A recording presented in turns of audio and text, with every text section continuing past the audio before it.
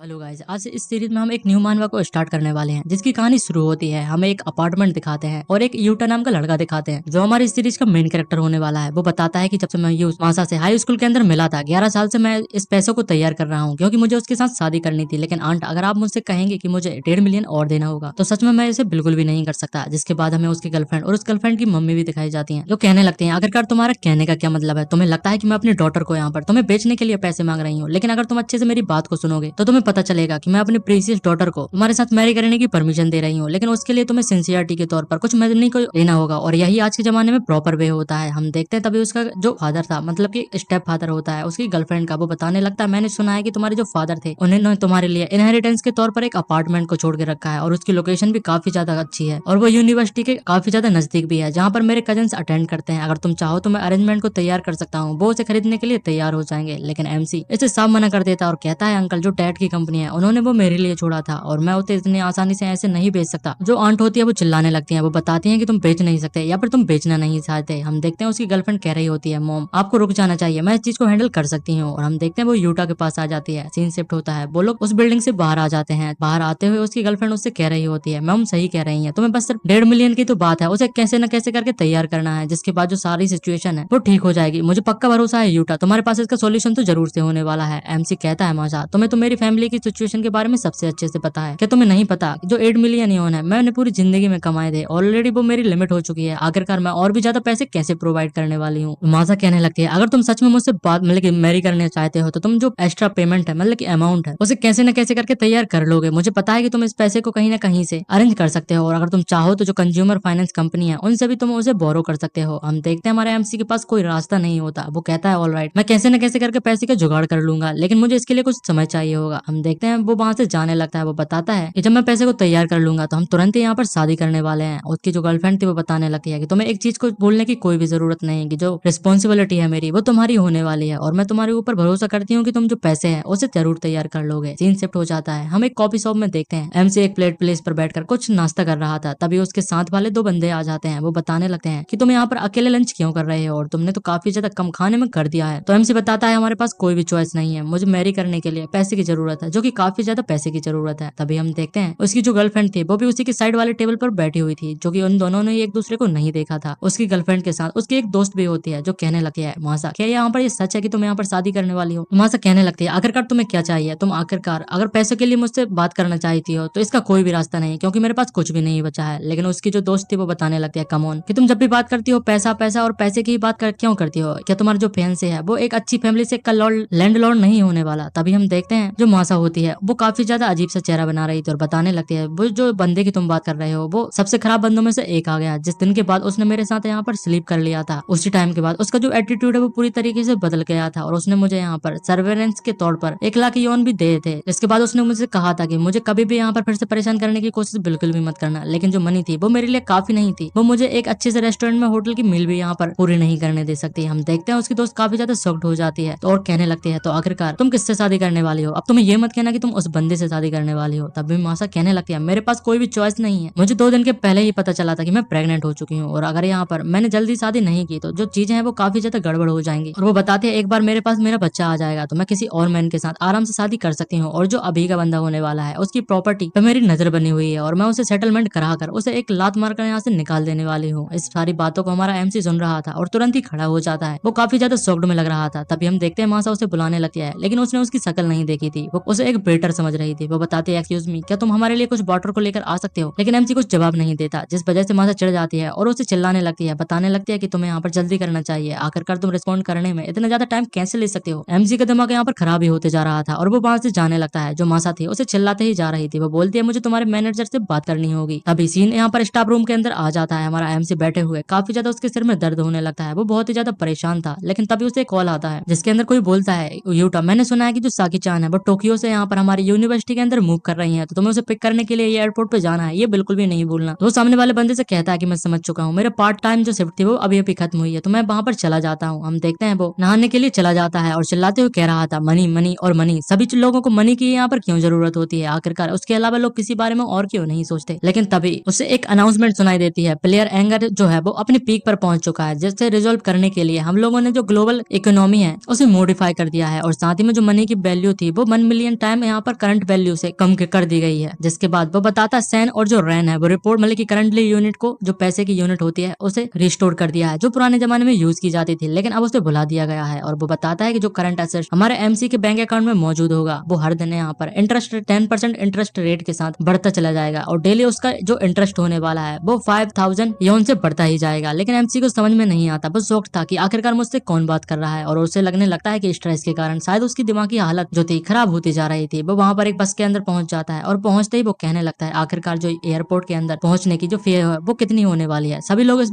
बस के अंदर बैठे हुए हंसने लगते हैं। वो कहने लगते हैं आखिरकार ये किस तरीके का जोक है, क्या तुम अभी अभी सोकर उठ कर आए हो और अभी तक तुम्हारी नींद नहीं खुली। तभी एक बंदा कहता है तुम्हें येन को कैरी कर रहे हो और साथ ही में बस को राइड कर रहा है, ये तो ऐसा लगता है कि तुमने एक लॉटरी को जीत लिया होगा। तभी दूसरा बंदा कहता है एग्जैक्टली, आखिरकार तुम कितना भी हार्ड वर्क क्यों ना कर लो लेकिन 2 सेंट को एक मंथ में कमाना ये काफी ज्यादा अच्छा गुड माना जाता है, लेकिन इससे ज्यादा तो एक मजाक के लायक बन जाता है। एमसी को कुछ समझ में नहीं आ रहा था। वो सोचने लगता है कि एयरपोर्ट इतना ज्यादा दूर भी नहीं है तो इसका जो वो इतना ज्यादा पास भी नहीं है, अगर इसके लिए हम एक 1000 येन देने वाले हैं तो इसके लिए इतना ज्यादा क्रेजी तरीके से एक्ट करने की क्या जरूरत थी। तभी वो ड्राइवर से पूछने लगता है ड्राइवर क्या मुझे बता सकते हो कि आखिरकार मुझे कितने पैसे की जरूरत है, क्योंकि मुझे एयरपोर्ट जल्दी जाना है। हम देखते हैं तभी एक और बंदा उठता है और वो बताता है तुम्हें यहाँ पर अगर तुम अपनी बॉडी को भी यहाँ पर बेच देते हो तो तुम्हारे पास एक सिंगल येन नहीं आने वाला, तो तुम्हें प्रिटेंड करने की कोशिश बिल्कुल भी नहीं करनी चाहिए कि तुम इतने ज्यादा रिच हो और आखिरकार ऐसा करने के बाद भी तुम्हें क्या मिल जाएगा। वो बताता है सीरियसली अगर क्या तुमने अपने आप को प्रॉपर्ली आईने के अंदर देखा है कि नहीं, और यहाँ पर तुम मजाक करने के लिए और दूसरों को परेशान करने के लिए आ चुके हो, तुम यहाँ पर काफी ज्यादा बदतर होते जा रहे हो। लेकिन एमसी उसे चिल्लाता है कि आखिरकार तुम्हारे साथ क्या प्रॉब्लम है, मैं तो बस मैं यहाँ पर चढ़कर उसके पैसे को देकर एयरपोर्ट जाना था चाहता था, क्या मैंने यहाँ पर कुछ गलत कहा? लेकिन फालतू की बातें तुम सारे लोग करते जा रहे हो। और रही पैसों की बात तो मेरे पास अभी कम से कम 200 येन तो मौजूद ही है, लेकिन लोगों को अभी भी बिल्कुल यहाँ पर विश्वास ही नहीं हो रहा था। जो बंदा कोट पैंट पहने हुए था वो बताने लगता है, वो कहता है पुअर थिंग अब मैं तुम्हें यहाँ पर असली में बताता हूँ कि तुम्हें क्या लगता है कि मैं इस बस में ट्रैवल करने के लायक हूँ। मेरी जो कार है वो मेंटेनेंस पे चली गई है, इसलिए मैं यहाँ पर ट्रैवल कर रहा हूँ। यूजुअली मैं 2 सेंट से ज्यादा यहाँ पर जो मंथली सैलरी के बेसिस पर कमाता हूँ, और अगर तुम चाहो तो मैं तुम्हारे जो बस का फेयर है उसे भी यहाँ पर कवर कर सकता हूँ। एमसी को अभी भी कुछ समझ में नहीं आ रहा था। उसे लगने लगता है कि यहाँ पर कोई प्रैंक शूट हो रहा है। वो कैमरे को देखने लगता है लेकिन फिर भी उसे कैमरा नजर नहीं आता। ड्राइवर कहता है अगर तुम्हें यहाँ पर बैठना है तो बैठो, यहाँ पर ट्रबल क्रिएट करने की कोई भी जरूरत नहीं, अदरवाइज तुम बस से उतर सकते हो। एमसी यहाँ पर अपने 200 एन को निकाल लेता है और उसे उछालने लगता है, जिसे देखकर सभी लोग काफी ज्यादा सेक्ट हो जाते हैं और कहने लगते हैं क्या तुम मुझसे मजाक कर रहे हैं, ये तो 100 यान है। और वो बिल्कुल सही कह रहा था। जो कोट पैंट पहन वाला बंदा था वो भी काफी ज्यादा शॉक्ड हो जाता है। एमसी को तभी कुछ याद आने लगता है कि ये पैसे को लेकर इतने ज्यादा क्रेजली तरीके से यहाँ पर एक्ट कैसे कर रहे हैं। जब वो नहा रहा था उसे एक वॉइस आई थी, तो उसने कुछ रियलिटी के बारे में कुछ कहा था और कुछ सिस्टम टाइप का था जैसे दुनिया चेंज हो गई हो। उसे कुछ क्लियरली याद नहीं आ रहा था। तभी वो अगर मैं तुम्हें 100 यान अगर देता हूँ तो क्या तुम मुझे यहाँ पर चेंज दे पाओगे? तो ड्राइवर कहने लगता है कि तुमने अचानक से मुझे 100 यान के छुट्टे मांगे तो आखिरकार मैं तुम्हें कैसे दे सकता हूँ, क्योंकि एयरपोर्ट जाने के लिए सिर्फ टॉन मोन की जरूरत है और इतना ज्यादा कोई भी चेंज प्रिपेयर करके नहीं रख सकता। तो एमसी काफी ज्यादा शॉक्ड हो जाता है। वो बताता है 100 यान काफी ज्यादा पैसे बन चुके हैं और सभी लोग उसे ही देखे जा रहे थे। वो समझ जाता है कि ये काफी ज्यादा खराब भी हो सकता है, लोग मुझे स्कैम भी कर सकते हैं और इसीलिए उसे प्रिटेंड करना होगा कि उसे कुछ भी नहीं पता है और वो बस से उतर जाएगा। हम देखते हैं वो बस से उतर जाता है और वो बताता है एक चीज single point new brand phone है, उसको यहाँ पर सिर्फ 17 सेंट पर पड़ चुका है और एक रोलेक्स वॉच है वो बने यान पर पड़ जाती है। बने यान मतलब कि 1 रुपए के समान होता है, तो उसे आप समझ जाएगा। इसके बाद वो सोचता है कि उसके पास यहाँ पर 10,000 यान का बिल जो मौजूद है और जिसे उसने अपनी सैलरी के तौर पर अभी जो कैफे था उससे अर्न किया था। वो सोचने लगता है कि इसका क्या करना चाहिए, क्या ये यूजलेस हो चुका है। लेकिन वो सोचता है कि मुझे एक बार बैंक जाकर चेक कर लेना चाहिए। वो बैंक पर जाता है और हम देखते हैं हमारा एमसी का टर्न भी आ जाता है। एक लड़की बैठी हुई थी, वो पूछती है कि थैंक्स फॉर वेटिंग, आखिरकार मैं तुम्हारी कैसे मदद कर सकती हूँ? एमसी बताता है कि उसे पैसे को डिपॉजिट कराना है। तो वो लड़की पूछती है आखिरकार तुम कितना डिपॉजिट कराना चाहते हो? तो एमसी कहता है कि मैं सारे पैसे जो कि 10,000 नहीं 1 लाख यान है उन्हें सभी डिपॉजिट कराना चाहता हूँ और साथ ही में मैं ऑनलाइन बैंकिंग और मोबाइल पेमेंट को भी एक्टिवेट कराना चाहता हूँ। जो लड़की थी वो तुरंत ही शॉक्ड हो जाती है। वो बताने लगती है ये तो काफी ज्यादा मनी है और मैं अपने बलबूते पर इसे हैंडल नहीं कर सकती, क्या तुम मुझे यहाँ पर थोड़ा टाइम दोगे? मैं जो ब्रांच मैनेजर है उसे तुरंत ही फोन कर देती हूँ। जिसके बाद हम उसी लड़की को देखते हैं जो सारे पैसे को जांच लेती है जिनमें कोई भी प्रॉब्लम नहीं होती और वीआईपी रूम में आ जाती है जहां पर एमसी बैठा हुआ था और बताती है जो वेरिफिकेशन है वो कंप्लीट हो चुकी है और क्या हमें जो तुम्हारे सारे पैसे हैं उन्हें डिपॉजिट कर देना चाहिए। लेकिन एमसी बताता है जरा रुको, मुझे कुछ पैसों को बचा लेना चाहिए मेरे एक्सपेंसिव के लिए। लेकिन तभी उनके रूम में यहाँ पर कोई एंटर कर जाता है। वो और कोई नहीं बल्कि उसकी गर्लफ्रेंड थी जो एक आदमी के साथ आई हुई थी और शादी में कहती है डार्लिंग मैंने वैसा ही करा कि जैसा कि तुमने मुझसे कहा था, जो पैसे वाला आदमी है सुन मेरे साथ शादी करने वाला है और काफी ज्यादा पैसे भी देने वाला है। और जिसके बाद मैं एक शादीशुदा औरत औरत बन जाऊंगी। क्या ये एक्साइटेड बिल्कुल भी नहीं है। हम देखते हैं वो उसके पीछे हाथ लगाता है और कहता है क्यों नहीं, अगर किसी और की जो वूमन होती है उसे चुराने में जो मजा है वो किसी और चीज में नहीं। लेकिन तभी एमसी कहने लगता है मियावी, मुझे नहीं लगा था कि तुम इस तरीके की एक औरत निकलोगी। जो मियावी थी मतलब कि उसकी गर्लफ्रेंड का नाम होता है, वो शॉक्ड हो जाती है और कहते हैं यूटा आखिरकार तुम यहाँ पर क्या कर रहे हो। लेकिन तभी कहती है हाँ तुम्हें तो यहीं पर होना चाहिए, शायद तुम लोन के एप्लीकेशन को यहाँ पर देने के लिए आए होगे। लेकिन एमसी कहता है लोन, आखिरकार तुम्हें क्यों लगता है कि मैं इस जैसी सिचुएशन में तुम्हारे साथ शादी करने वाला हूँ। लेकिन जिस वजह से जो लड़की थी वो चिढ़ जाती है और कहने लगती है आखिरकार तुम्हारे साथ क्या प्रॉब्लम, मेरे जैसी ग्रेट वुमन, मेरे जैसी इतनी अच्छी बॉडी वाली भी वुमन होती है, उनका एक हस्बैंड और बॉयफ्रेंड होना इसमें कोई भी बड़ी बात नहीं है। लेकिन अगर तुम्हारे पास इतना ज्यादा टाइम है फालतू की बकवास करने का, तो वो समय तुम्हें यहाँ पर जो पैसे हैं उन्हें अरेंज करने के लिए लगा देना चाहिए। एमसी कहता है कि अब तो मुझे भरोसा हो चुका है कि तुम सबसे निचले दर्जे वाली वुमेन हो सकती हो, लेकिन मुझे माफ करना, जैसे कि मेरा ट्रांजेक्शन कंप्लीट हो चुका है तो अब मुझे यहाँ पर चलना चाहिए। लेकिन जो लड़की थी मतलब की जो रिसेप्शनिस्ट होती है वो कहने लगती है मिस्टर अगर आपके साथ कोई प्रॉब्लम ना हो तो हमारे जो ब्रांच मैनेजर वो पर्सनली आकर तुम्हें ग्रीट करना चाहेंगे। लेकिन हम देखते हैं एमसी को जो मियावी के साथ मतलब की आदमी आया था वो उसे रोक लेता और कहता है जरा रोको,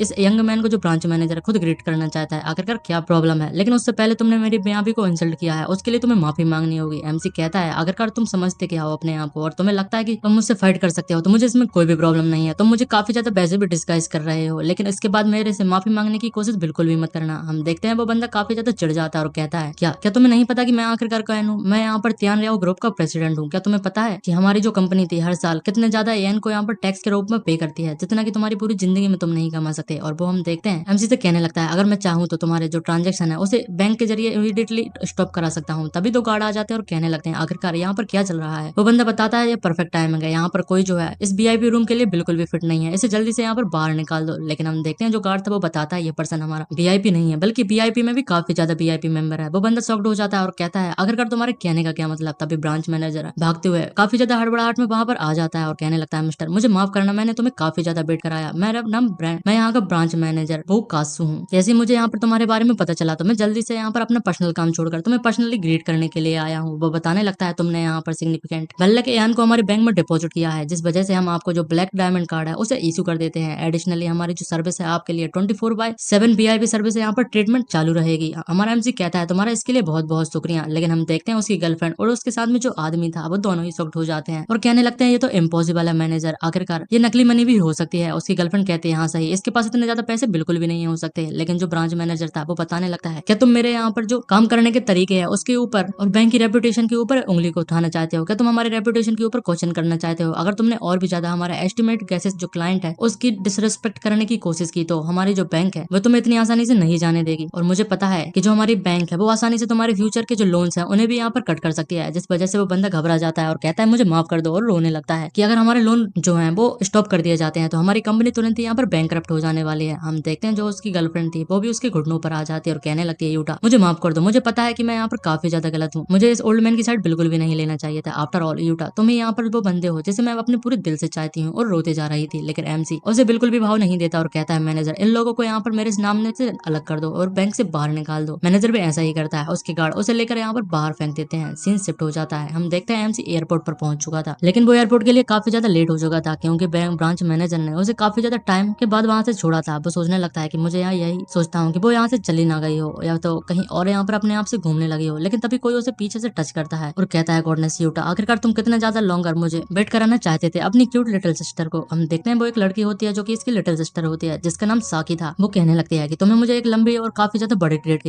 देनी होगी, तुमने मुझे काफी ज्यादा वेट कराया। वो कहने लगता है सॉरी मुझे माफ कर देना क्योंकि मुझे काफी ज्यादा काम आ चुके थे, लेकिन मैं तुम्हें ट्रीट पक्के से कर दूंगा, वो भी काफी ज्यादा अच्छा। लेकिन जिसके बाद जो साकी थी वो कहने लगती है कि यहाँ पर हम आइसक्रीम खाने जा सकते हैं। एमसी सोचने लगता है जो साकी है वो हमेशा की तरह काफी ज्यादा एडोरेबल है। एमसी कहता है हाँ ये काफी ज्यादा हॉट है तो हमें यहाँ पर जाकर जो कुछ ड्रिंक्स है उन्हें पहले पी लेना चाहिए। जिसके बाद वो वहां से जाने लगते हैं। एमसी कहता है जैसा कि मुझे पता है यहाँ पर स्टारा मौजूद है जो हमारे काफी ज्यादा नजदीक है, हमें वहां पर जाना चाहिए। लेकिन हम देखते हैं साकी थोड़ा शॉक से हो जाती है और कहती है यूटा ये तुम्हें इतने ज्यादा जो एयरपोर्ट के पीसेस हैं मतलब प्राइजेस हैं तुम्हें पता है यहाँ पर काफी ज्यादा होते हैं, तो हम कुछ बाहर जाकर खा सकते हैं, तुम्हें यहाँ पर पैसे वेस्ट करने की कोई भी जरूरत नहीं। लेकिन तभी कोई आता है जो एमसी से टकरा जाता है और उनके सामने खड़ा हो जाता है। हम देखते हैं वो 3 बंदे होते हैं जो कि यूनिवर्सिटी में साकी के क्लासमेट होने वाले थे। एक बंदा जिसका नाम सिंजी यमाड़ा होता है वो बताने लगता है क्या ये यूटा है मतलब की साकी है और क्या तुम लोग यहाँ पर स्टारा में कॉफी पीने के लिए जा रहे हो तो मैं तुम्हें ट्रीट कर सकता हूँ। और उसके जो साथी थे वो उसके लिए मजाक उड़ा रहे थे। वो बताते हैं ये तुम्हारे साथ में जो बंदा है उसको देखकर ऐसा बिल्कुल भी नहीं लगता जो स्टारा के अंदर कॉफी भी यहाँ पर परचेज कर सकता होगा। जो लड़की थी वो भी उसका मजाक बनाने लगती है। वो बताती है इसके जो क्लॉथ है वो काफी ज्यादा सेमी है, स्टारा में कॉफी की जो कॉस्ट होती है 5 रन पर कप होती है और क्या तुम्हें पता है कि तुम वहां पर जाकर बिल्कुल भी नहीं खरीद सकते। एमसी कहने लगता है साकी, क्या तुम इन लोगों को यहाँ पर जानती हो? साकी बताता है कि मैं इन लोगों से अभी अभी मिली थी और उनका कहना है कि वो लोग मेरे सेम यूनिवर्सिटी में क्लासमेट होने वाले थे, लेकिन तुम्हें इनको ध्यान देने की कोई भी जरूरत नहीं, हमें यहाँ से चलना चाहिए। एमसी बोलने लगता है these days जो स्टूडेंट होते हैं वो अपने पेरेंट्स की मनी को काफी ज्यादा यहाँ पर लीच करते रहते हैं और ऐसे एक्ट करते हैं कि जो उन्हीं की मनी हो। हम देखते हैं जो सिंजी यमाड़ा होता है वो बच्चों काफी ज्यादा उसे चिढ़ाने लगता है और वो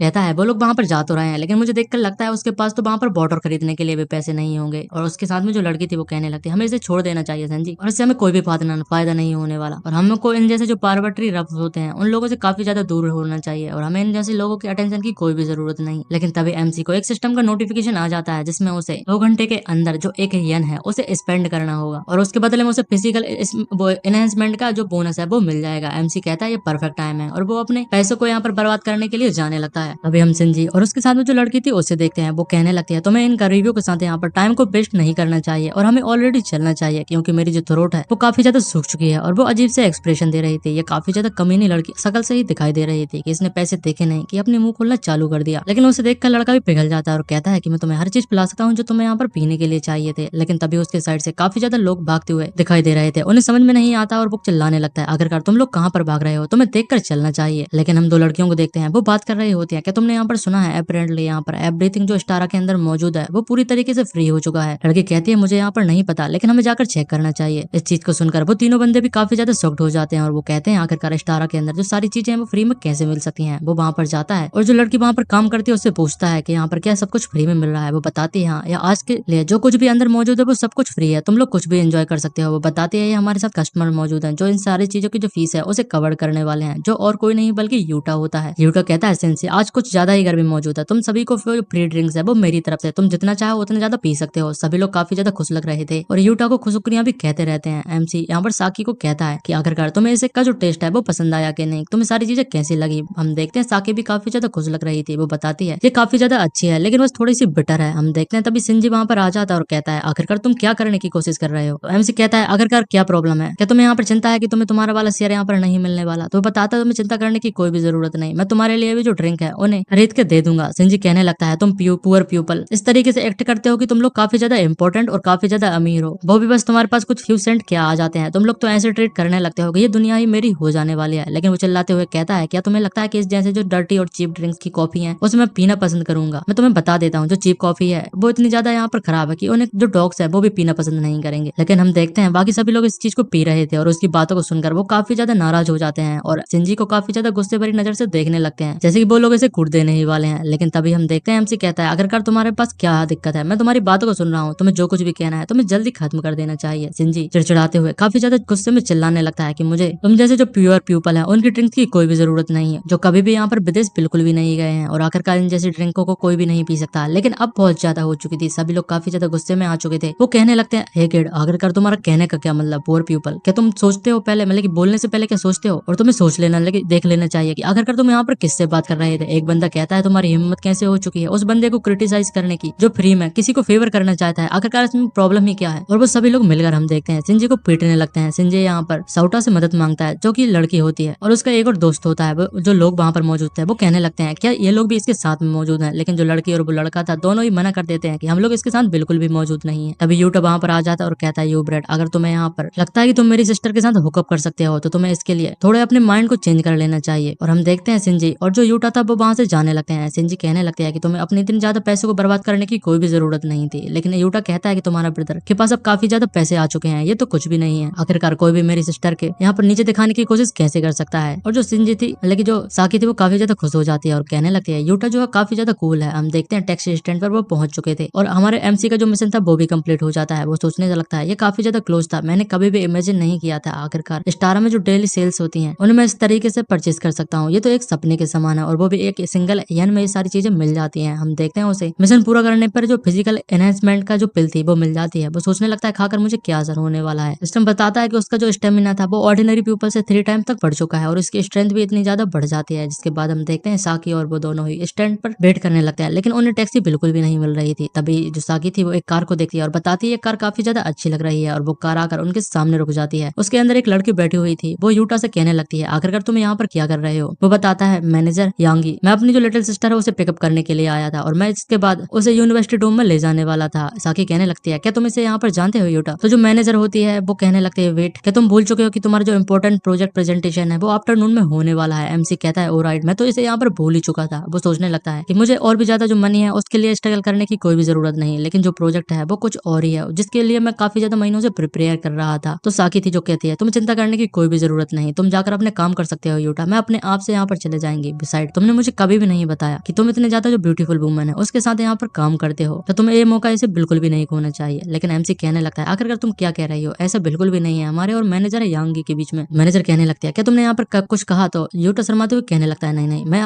गाड़ी में आ जाता हूँ। और वो मनी में सोच रहा था मैं हमेशा से जो मनी है उसमें फंसा रहता था और जो मेरी सैलरी थी वो काफी ज्यादा लो थी, लेकिन मनी मन वो भी जो मैनेजर यांगी उसे पसंद किया करता है। और वो लोग कार में बैठकर जाने लगते हैं। मैनेजर कहती है तुम्हारी सिस्टर यहाँ पर मौजूद है तो तुम्हें पैसों की जरूरत होगी और तुम्हें जो प्रोजेक्ट है उसे अच्छे से पास करना होगा, जिस वजह से तुम्हें जो काफी ज्यादा 100 ओपियन है वो उस बोनस के लिए मिल जाएंगे। तो मैं मतलब जो एमसी कहता है यहाँ मुझे इस बारे में पता है कि मैं इस बार जो मैनेजर यांगी की जो ट्रिक्स थी उसमें फंस चुका था, लेकिन मैं अच्छे से इस चीज को पूरा करने वाला हूँ। और वो लोग जल्दी वहां पर स्पीड बढ़ाकर जाने लगते हैं। हम देखते हैं जो मैनेजर थी वो बताने लगती है तुम्हें यहाँ पर काफी ज्यादा हुनर होना चाहिए कि तुम मेरी ट्रिक्स में आ चुके हो जिस वजह से तुम पैसे भी कमा सकते हो। हम देखते हैं वो एक प्लेस पर पहुंच जाते हैं जहाँ पर हमें एक बंदा दिखाया जाता है, मैनेजर कावाई का एक ब्रदर जिसका नाम ओगाटा काउसोके होता है। वो बताने लगता है इन सारी चीजों को यहाँ से फेंक दो। एमसी कहता है आखिरकार इस सारी चीजों को क्या मतलब है। वो बंदा बताता है यूटा तुम्हारी जो डेवलपमेंट डिपार्टमेंट में जो सीट थी अब और ज्यादा लंबे समय तक नहीं टिकने वाली। मेरा जो ब्रदर इन लॉ है वो मैनेजर है और उसने मुझे कहा है कि उसकी जो प्ले मतलब तुम्हारी जो प्लेस है आपसे मैं संभालने वाला हूँ। लेकिन एमसी कहता है कि आखिरकार तुमने मेरे सामान को कैसे फेंका, जो सामान है वहीं के वहां रख दो जहाँ से तुमने उठाया था। वो बंदा कहने लगता है आखिरकार मैं इसे क्यों रखने वाला हूँ और अपने हाथ को उठाकर कहने लगता है पुअर गाय, तुम आखिरकार मुझसे सारी चीजें फाइट के अंदर सेटलमेंट करना चाहते हो। और वो उसे मारने ही वाला था, लेकिन एमसी उसके हाथ को पकड़कर उसे मोड़ देता है, जिस वजह से वो बंदा काफी ज्यादा चिल्लाने लगता है और कहता है छोड़ो जरा छोड़ो, ये काफी ज्यादा दर्द कर रहा है। हम देखते हैं वो बंदा सोच रहा था कि कब से इतना ज्यादा स्ट्रॉन्गर बन चुका है। एक बंदा और वहां पर आ जाता है जो कहता है उसके हाथ को तुम जल्दी से छोड़ दो, और वो और कोई नहीं बल्कि इसका ब्रदर इन लॉ होता है। वो कहता है तुम्हारी एबिलिटी के हिसाब से मैंने ये डिसाइड किया है कि तुम्हारी जो प्रेजेंटेशन है वो ओटागा यहाँ पर प्योरी करने वाला है। लेकिन एमसी कहता है कि तुम इतने लास्ट टाइम पे प्लान को कैसे चेंज कर सकते हो, जो सारे प्लानिंग और क्रिएशन है वो मैंने की है पूरे यहाँ पर स्क्रैच से, लेकिन लास्ट मोमेंट पे आकर तुम इसे चेंज करना चाहते हो, आखिरकार इसका क्या मतलब है। तो मैनेजर कहता है क्या तुम्हें यहाँ पर कोई प्रॉब्लम है, और अगर प्रॉब्लम है तो तुम्हें यहाँ से चला जाना चाहिए। लेकिन तभी कोई डेस्क पे हाथ मारते हुए कहता है कि मैं इस चीज को कभी भी नहीं होने दूंगी। वो और कोई नहीं बल्कि मैनेजर यांगी होती है। वो बताती है कि जो प्लान है डेवलपमेंट का पूरा यूटो ने किया है, शुरुआत से ही सारी चीजें उसने की है, उसकी कोई भी रिप्लेसमेंट यहाँ पर बिल्कुल भी नहीं हो सकती।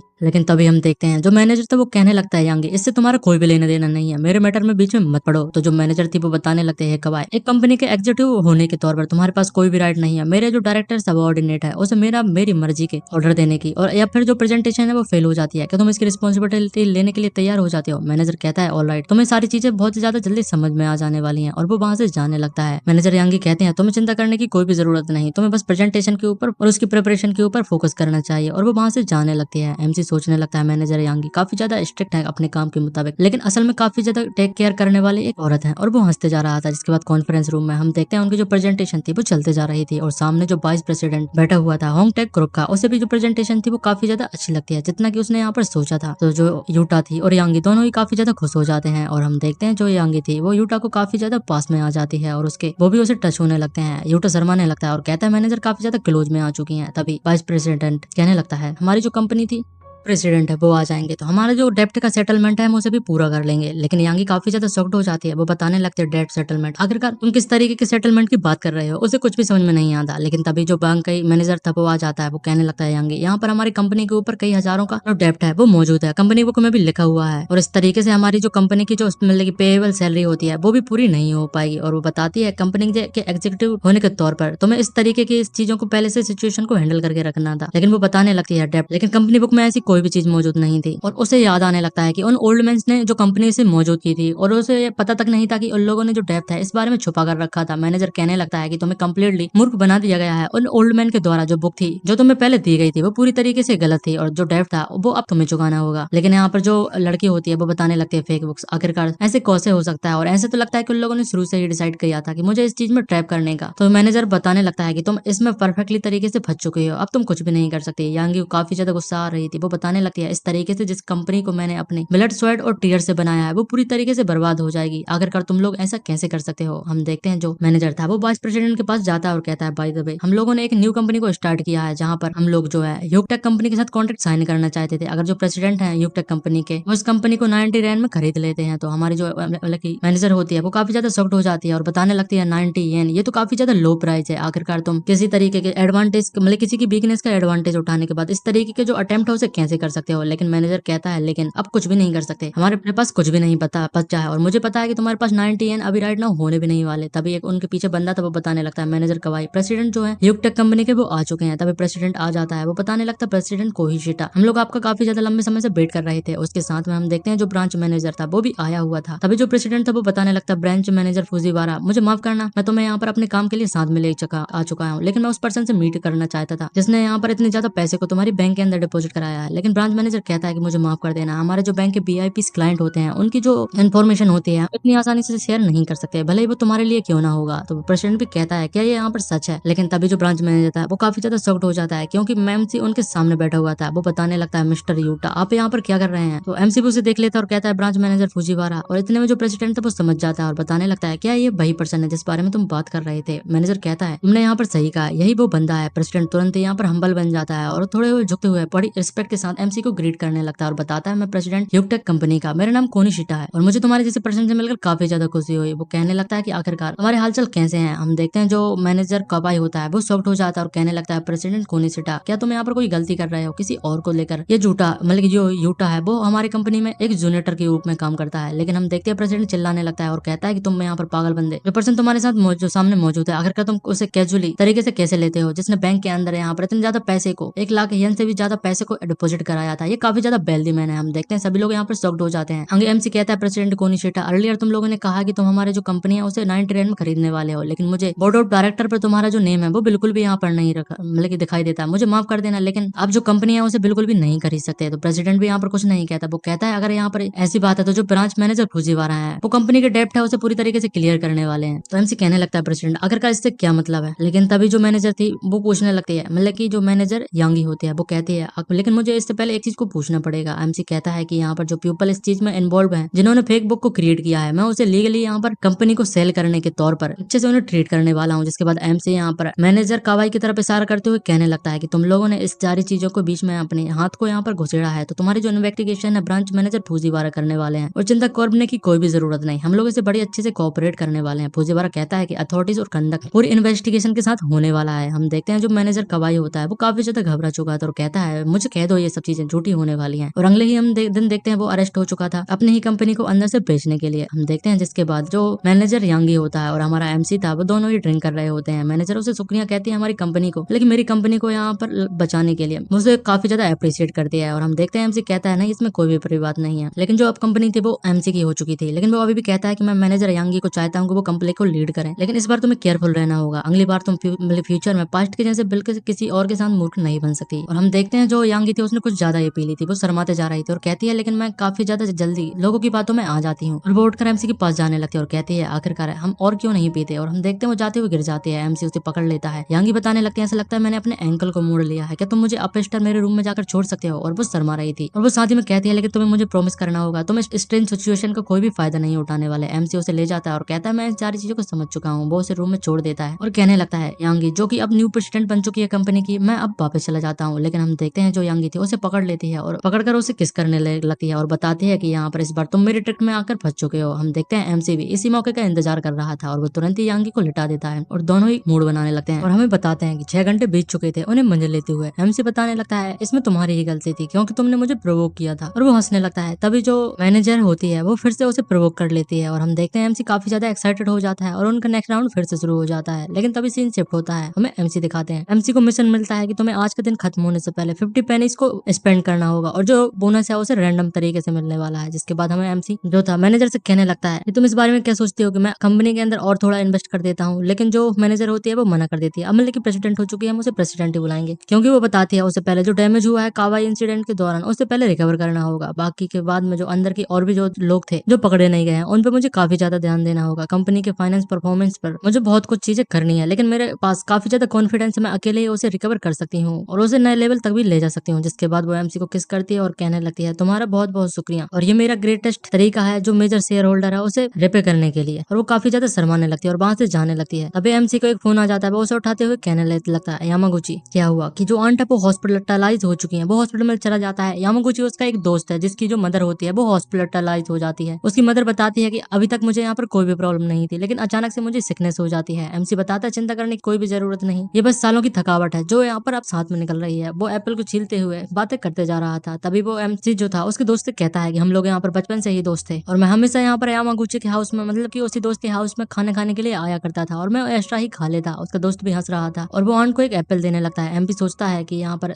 दरअसल बात ये थी कि मैंने उसे इसलिए बुलाया था क्योंकि मैं हॉस्पिटल की जो फीस है उसके लिए कुछ पैसे मांगना चाहता था, लेकिन अभी अभी मुझे यहाँ पर न्यूज मिली है जो यूटो की कंपनी है उसमें काफी ज्यादा ट्रबल मचा हुआ है और उसकी यंगर सिस्टर भी अभी यूनिवर्सिटी स्टार्ट करने वाली है, तो मुझे लगता है ये इम्पॉसिबल होने वाला है। तभी एक नर्स और दो काफी ज्यादा यहाँ पर हट्टे कट्टे बंदे आ जाते हैं। नर्स कहने लगते हैं रूम नंबर 42, क्या ये यही रास्ता है? अब एक बंदा कहने लगता है यामागुची हमें तुम्हारे रूम्स को यहाँ पर इमीडिएटली मूव करने की जरूरत है, लेकिन तभी जो दोस्त है यामागुची वो वहाँ पर आ जाता है और कहने लगता है आखिरकार यहाँ पर क्या कर रहा है? मैंने कहा था कि मुझे हॉस्पिटलाइजेशन की जो फीस है वो कुछ दिन में चुका दूंगा, उसके लिए मुझे थोड़ा समय दो, हमें बाहर निकालने की कोई भी जरूरत नहीं। लेकिन नर्स बताती है हॉस्पिटल फीस हम लोगों को एक रेंट जो कैश है वो मिल चुका है कुछ समय पहले और आप लोगों को वीआईपी रूम में शिफ्ट कर दिया जाता है। जो पेमेंट है वीआईपी रूम की वो भी यहाँ पर सेटलमेंट हो चुकी है। जो बंदा था यामागुची वो शॉक्ड हो जाता है और वो कहने लगता है बन रहे। तो नर्स बताती है जो पेमेंट है वो हमने रिसीव कर लिया है और वो भी किसने की है? जो साथ में तुम्हारे जेंटलमैन खड़ा है उसने। और जो दो बॉडी बिल्डर थे वो हम देखते हैं यामागुची की मदर को लेकर जाने लगते हैं। वो लोग कहते हैं हम आपको सीधे यहाँ पर एक स्पेशल सर्विस के दौरान आपके वीआईपी रूम में शिफ्ट कर देते हैं। हम देखते हैं यामागुची की मदर भी काफी ज्यादा खुश हो जाती है और जो दोनों बंदे थे उसे अपने हाथों पर उठाकर ले जाने लगते हैं स्पेशल हॉस्पिटल रूम में। हम देखते हैं जो दोनों बंदे थे वो कहते हैं हम दो मतलब 24/7 आपकी सेवा में यहाँ पर हाजिर हैं और अपनी बॉडी को भी फ्लेक्स कर रहे थे। उसकी मदर इससे काफी ज्यादा खुश हो रही थी। तभी यामागुची कहने लगता है यूटो क्या मैं यहाँ पर सपना देख रहा हूँ या फिर कुछ? एमसी उसकी बातों को सुनते जा रहा था। यामागुची कहता है क्या यहाँ पर तुम मुझे थोड़ा पंच मार कर बता सकते हो कि मैं अभी सपने देख रहा हूँ कि नहीं? वो एमसी उसे थोड़ा पंच मारता है लेकिन इससे उसे काफी ज्यादा दर्द हो जाता है। एमसी कहता है कि ये पेनाल्टी है, तुमने मुझे यहाँ पर हॉस्पिटलाइजेशन की फीस के बारे में क्यों नहीं बताया था? क्या हम लोग दोस्त यहाँ पर बिल्कुल भी नहीं है? तो यामागुची हिचकिचाने लगता है और कहता है कि इसके बारे में मुझे यहाँ पर माफ कर दो। लेकिन एमसी कहता है चिंता करने की कोई भी जरूरत नहीं, अगर तुम्हारे पास जब पैसे की जरूरत हो तो तुम मुझसे आकर सीधा मांग सकते हो, क्योंकि जो आंट की ट्रीटमेंट है वो सबसे पहले प्योरिटी करती है। तो जिस वजह से हम देखते हैं यामागुची रोने लगता है और कहता है तुम्हारा बहुत बहुत शुक्रिया। सिस्टम नोटिफिकेशन देता है कि तुमने जो मिशन था उसे कंप्लीट कर लिया है और उसे आई ऑफ द रूलर के नाम का एक जो ट्रेट है वो मिल जाता है। वो एमसी सोचने लगता है आखिरकार ये बोनस किस तरीके का है, उसे समझ में नहीं आ रहा था। जिसके बाद हम देखते हैं वो हॉस्पिटल के अंदर हमें नेक्स्ट स्पेशल रूम में बताया जाता है जो उसी के रूम के बाजू में था। एक लड़की जिसका नाम कैसी यूनिवर्सिटी की स्टूडेंट या हमारा मीका होता है, वो कहने लगती है यंगर ब्रदर को क्या मुझे फोन लगाना चाहिए? वो उसके फादर से बात कर रही थी। वो फादर कहने लगता है नहीं नहीं, मेरी जो यूजुअल कंडीशन थी वो इतनी ज्यादा बुरी भी नहीं थी,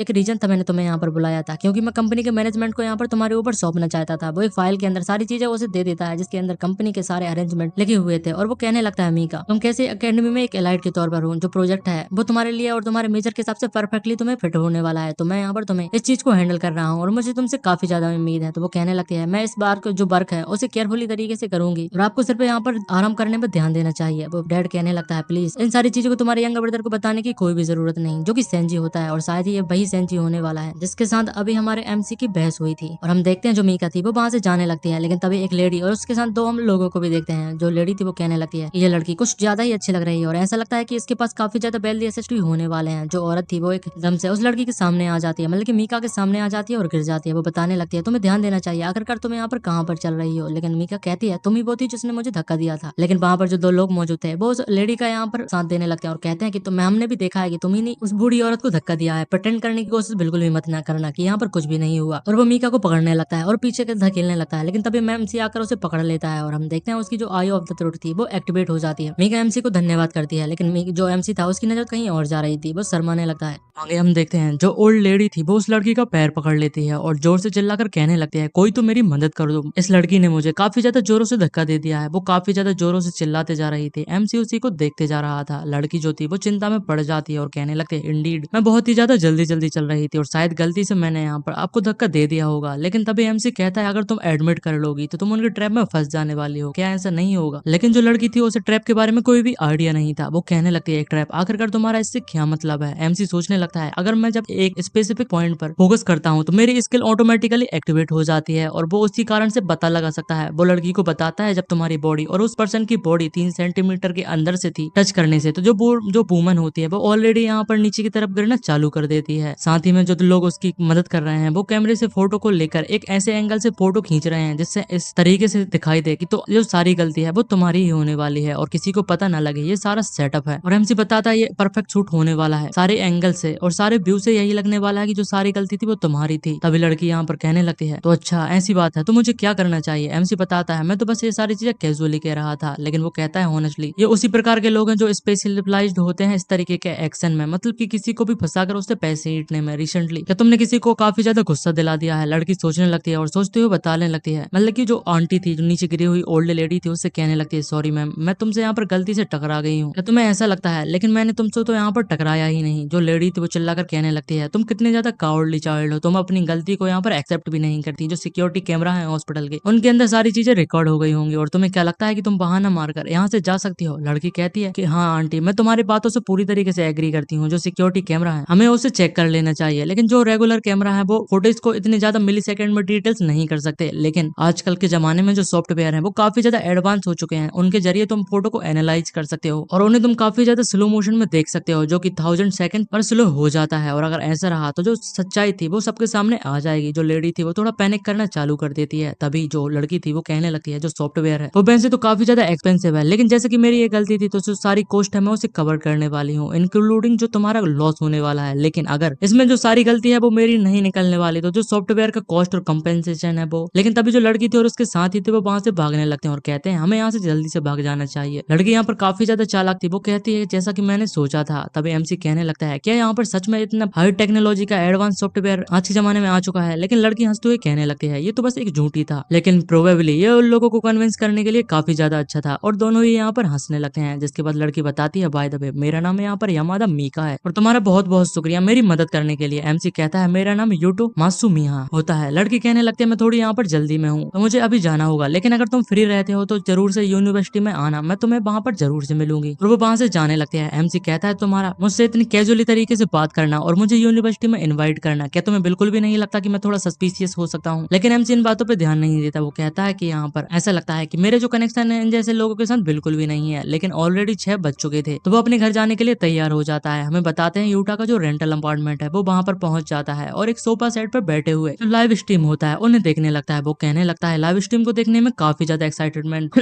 होती है और हम देखते हैं 2 पॉपुलर क्रिएटर का वहाँ पर पीके चल रहा था, जो उन दोनों के बीच में लाइव मैच चलता है और जिनकी ऑडियंस ज्यादा होती है, मतलब कि जिन्हें ज्यादा पॉपुलरिटी मिलती है वो इस मैच में जीत जाते हैं। जिनमें से हम पहली पिंक कलर की बालों वाली लड़की को देखते हैं। वो सभी से अपने आप को सपोर्ट करने के लिए कह रही थी और काफी ज्यादा उसने छोटे कपड़े हुए पहने थे। लोग उसे यहाँ पर इमोजी, लाइक्स और पैसे भेजते जा रहे थे। और वहीं हम दूसरी तरफ एक लड़की को देखते हैं जो उससे कहीं उम्र में कहीं ज्यादा छोटी लग रही थी और उसने पूरे कपड़ों को अपने अच्छे से पहन रखा था और वो इस पीके मैच में हार रही होती है। वो सभी से यहाँ पर और ज्यादा वोट करने के लिए कहती है और अपने आप को सपोर्ट करने के लिए कहती है, लेकिन सामने वाली लड़की कहती है इन दी एंड ऐसा लगता है कि मैं यहाँ पर जीतने वाला हूँ। तो हमें जो सामने वाली लड़की होती है हमें उनका अभी नाम नहीं बताया गया है, तो क्या पनिशमेंट देनी चाहिए। तो लड़की कहने लगती है जैसे कि वो एक स्ट्रीमर है तो हमें उसे स्ट्रीम के अंदर जो गेम है उसके पैरों से कंट्रोल करने के लिए उसे चैलेंज देना चाहिए। लेकिन तभी एमसी की जो आई ऑफ द रूलर होती हैं वो एक्टिवेट हो जाती हैं और वो कमेंट में लिखने लगता है कि जो सामने वाली जो लड़की थी जिसने पूरे कपड़े पहने हुए हैं उसके लेग काफी ज्यादा छोटे हैं और इस कारण से जो उसका प्रोपोर्शन है वो काफी ज्यादा ऑफ है, इसलिए वो टेबल पर इतने अच्छे से परफॉर्म नहीं कर पाएगी, तुम्हें ऐसा नहीं करना चाहिए। और वो उस लड़की को कमेंट कर देता है। लेकिन जो पिंक वालों वाली लड़की थी वो उससे काफी ज्यादा चिढ़ जाती है और कहती है कि मैं इतने ज्यादा लंबे समय से स्ट्रीम कर रही हूँ और तुम्हें क्या लगता है कि मैं यहाँ पर स्ट्रीम के अंदर बिगनर हूँ और मुझे इन बारे में कुछ भी नहीं पता। फर्स्ट ऑफ ऑल तुम्हें इतने ज्यादा जो एंटी कमेंट्स है उन्हें नहीं करना चाहिए। और हम देखते हैं वो उसे उसकी स्ट्रीम से ब्लॉक कर देती है। एमसी शॉक्ड हो जाता है और जो उसकी ऑडियंस थी वो भी हमारे एमसी को क्रिटिसाइज करने लगती है और वो सभी को बताती है चिंता करने की कोई भी बड़ी बात नहीं, हमने उसे ऑलरेडी ब्लॉक कर दिया है। और एमसी को फोर्सफुली उसकी स्ट्रीम से निकाल दिया जाता है। एमसी कहने लगता है इनक्रेडिबल, ऐसा लगता है कि जो पर्सन की अकेले की जो ओपिनियन होती है वो यहाँ पर शेयर करने से कोई भी फायदा नहीं है। जिसके बाद एमसी जो सामने वाली लड़की थी जिसने पूरे कपड़े पहने हुए थे उसके पास पहुंच जाता है, जिसका नाम मारियाना होता है। वो इस टीम को चेक करने लगता है। तभी जो मारियाना थी वो कहने लगती है नहीं नहीं जो पीके टाइम है वो ओवर होने वाला है और सभी को मेरी मदद करनी होगी। वो काफी ज्यादा टेंस में चली जाती है और तभी हमारा जो एमसी था उसकी स्ट्रीम में एंटर कर जाता है और वो उससे जो जाइंट फेरी के जो स्टिकर्स थे जो कि पैसों में कन्वर्ट हो जाते हैं उन्हें 5x करके सेंड कर देता है, जिससे दोनों ही स्टीमर जो गर्ल्स थी वो शॉक्ड हो जाती हैं। जो जाइंट फेरी होता है वो बनियन को कॉस्ट करता है और 5 टाइम उसने सेंड कर दिया था जो कि 5 के बराबर था और आज के जमाने में वो काफी ज्यादा पैसे होते हैं। और जो मारियाना होती है हम देखते हैं जो पीके स्ट्रीम थी उसमें कम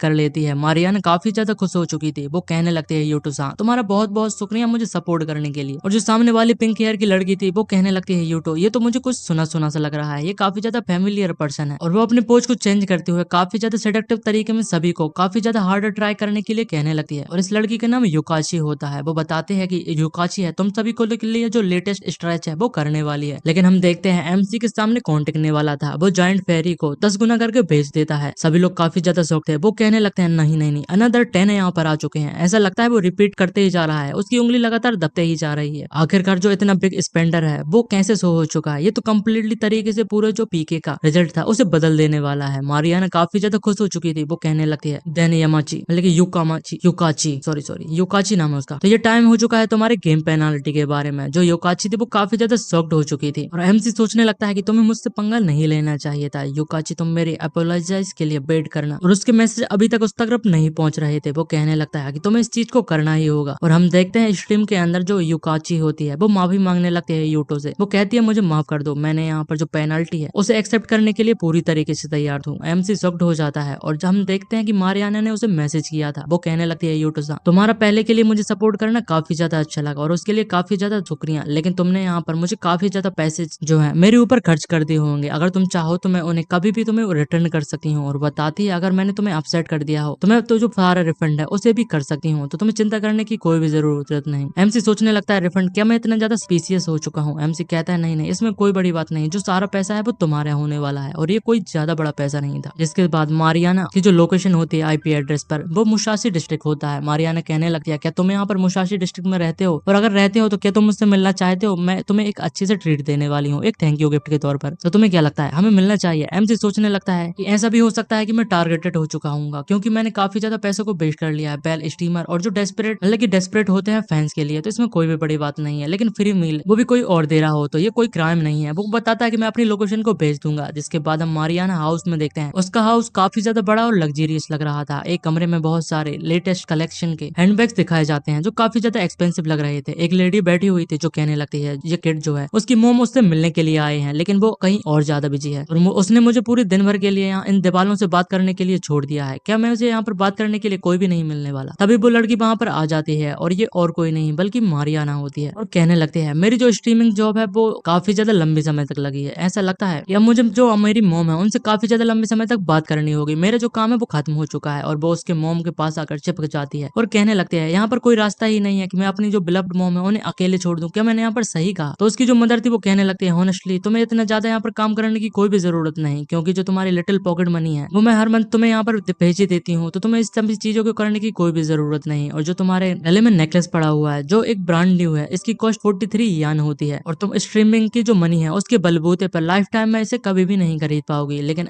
जो मारियन थी उसे किसी मतलब इस चीज से कुछ भी फर्क नहीं पड़ता और वो कहने लगती है वो स्ट्रीमिंग मनी के लिए नहीं करती, लेकिन वो इस चीज को फैंस के लिए करती है और वो इसे करना काफी ज्यादा पसंद है। जिसके बाद वो बताने लगती है मैं स्ट्रीम पर एक बंदे से मिली थी जो काफी ज्यादा मतलब की इंटरेस्टिंग है, लेकिन उसकी मदर कहने लगती है मैंने तुमसे हजारों बार नहीं 100 बार कहा है कि तुम्हारी जल्दी अरेंज मैरिज होने वाली है, तो तुम्हें यहाँ पर जो नानियो ट्रेडिंग कंपनी का सन है उसके साथ शादी करनी होगी, तो तुम्हें जो बियर्ड रिलेशनशिप के जो थॉट्स हैं उन्हें छोड़ देना चाहिए। और उसकी मदर खड़ी हो जाती है। लेकिन हम देखते हैं जो मारियान थी वो कहने लगती है बट मॉम मैं तो यहाँ पर जो मैरिज है वो बिल्कुल भी नहीं करना चाहती, मतलब कि अभी नहीं करना चाहती। तो उसकी मदर जाते हुए कहने लगती है ऑलराइट अगर तुम्हें यहाँ पर कोई भी कंप्लेंट है तो तुम्हें अपने डैड से बात करनी होगी, इसमें मैं कुछ भी नहीं कर सकता। जिसके बाद सीन शिफ्ट हो जाता है, हम एमसी को देखते हैं वो बाहर जा रहा था और कहता है मैं मुझे काफी ज्यादा भूख लग चुकी है और मुझे खाने के लिए कहाँ जाना चाहिए। उसके मन में काफी ज्यादा अच्छी अच्छी जो डिशेस थी वो आते जा रही थी। वो सोचने लगता है आखिरकार मुझे यहाँ पर जो ग्रिल्ड चिकन है उसके साथ बियर लेनी चाहिए। जिसके बाद वो इजाकिया टोक्यो मतलब कि टाइकियो नाम की एक प्लेस पर आ जाता है जहाँ पर हमें सुनाई देता है कोई कह रहा था प्लीज जो रेंट का पेमेंट है क्या आप कुछ और देर तक होल्ड कर सकते हैं, मैं उसे जरूर से चुका दूंगा। एक हम आदमी को देखते हैं वो किसी से रिक्वेस्ट कर रहा था, वो बताता है कि जो सेल्स है अभी काफी ज्यादा डाउन चल रही है, इसलिए मैं जो प्रॉपर्ली तरीके से रेंट है उसे पे नहीं कर सकता। सामने हम देखते हैं उस प्रॉपर्टी की लैंडलेडी खड़ी हुई थी, वो बताती है मैं तुम्हें यहाँ पर कह रही हूँ मैं वेट करने के लिए तैयार हूँ, लेकिन ऐसा नहीं है कि मैं यहाँ पर कोई चैरिटी चला रही हूँ, मुझे भी पैसे की जरूरत पड़ती है। अगर तुम रेंट को पे नहीं कर सकते तो तुम्हें इस प्लेस को छोड़कर चला जाना चाहिए, और जैसे कि तुम रेंट को पे नहीं कर सकते तो हमें जो किचन के इक्विपमेंट है उन्हें सीज करना होगा। लेकिन वो बंदा घबरा जाता है और कहता है नहीं नहीं ऐसा मत कीजिए। लेकिन हम देखते हैं लैंडलेडी अपने आदमियों से कहती है चिल्लाते हुए जो कुछ भी तुम्हें मिले वो सारी चीज तुम्हें उठला ले जाना चाहिए। लेकिन वो आदमी उन्हें समझाने की कोशिश करता है और कहता है हमारा जो ग्रिल्ड है उसमें स्पेशल ऑर्डर के साथ बनाया गया है और इसकी जो कॉस्ट है वो काफी ज्यादा है, लेकिन जो रेंट है वो सिर्फ 150 सेंट है। तो ये मुझे बिल्कुल भी समझ में नहीं आ रहा। लेकिन हम देखते हैं जो आदमी थे वो उसे धक्का देते हैं और कहते हैं अगर हम इस चीज को बेच भी देंगे तो हमें कुछ ज्यादा पैसा नहीं मिलने वाला, ये तो तुम्हारा शुक्रिया होना चाहिए कि हम सारी चीजों को उठाकर लेकर नहीं जा रहे। वो आदमी गिरने वाला था, लेकिन एमसी तभी वहां पर आ जाता है और उस बंदे को पीछे से पकड़ लेता है। हम देखते हैं वो बंदा बहुत ज्यादा कोशिश करने के बाद भी उसकी बॉडी को मूव नहीं कर पा रहा था। वो काफी ज्यादा टेंस में आ जाता है। एमसी उससे कहता है क्या तुम यहाँ पर टेनेंट स्पेस के ओनर हो? आखिरकार तुम्हें कितने ज्यादा इस शॉप के लिए पे करने की जरूरत है? वो सारे पैसे मैं चुकाने वाला हूँ। जो औरत थी वो कहने लगती है आखिरकार तुम कौन हो और उसकी बदल तुम पे करने वाले हो, लेकिन आखिर ऐसा क्यों करने वाले हो? वो बताती है कि जब से मैंने जो रेंट रखा था उसे काफी ज्यादा लो रखा था, क्योंकि मैं काफी ज्यादा काइंडनेस माइंड वाली पर्सन हूँ, लेकिन मैंने तुम्हें यहाँ पर जो स्टोर है उसे भी ओपन करने दिया था। जिसके बाद वो कहने लगती है लेकिन तुम्हें यहाँ पर पता है कि जो सारी प्लेसेस है यहाँ की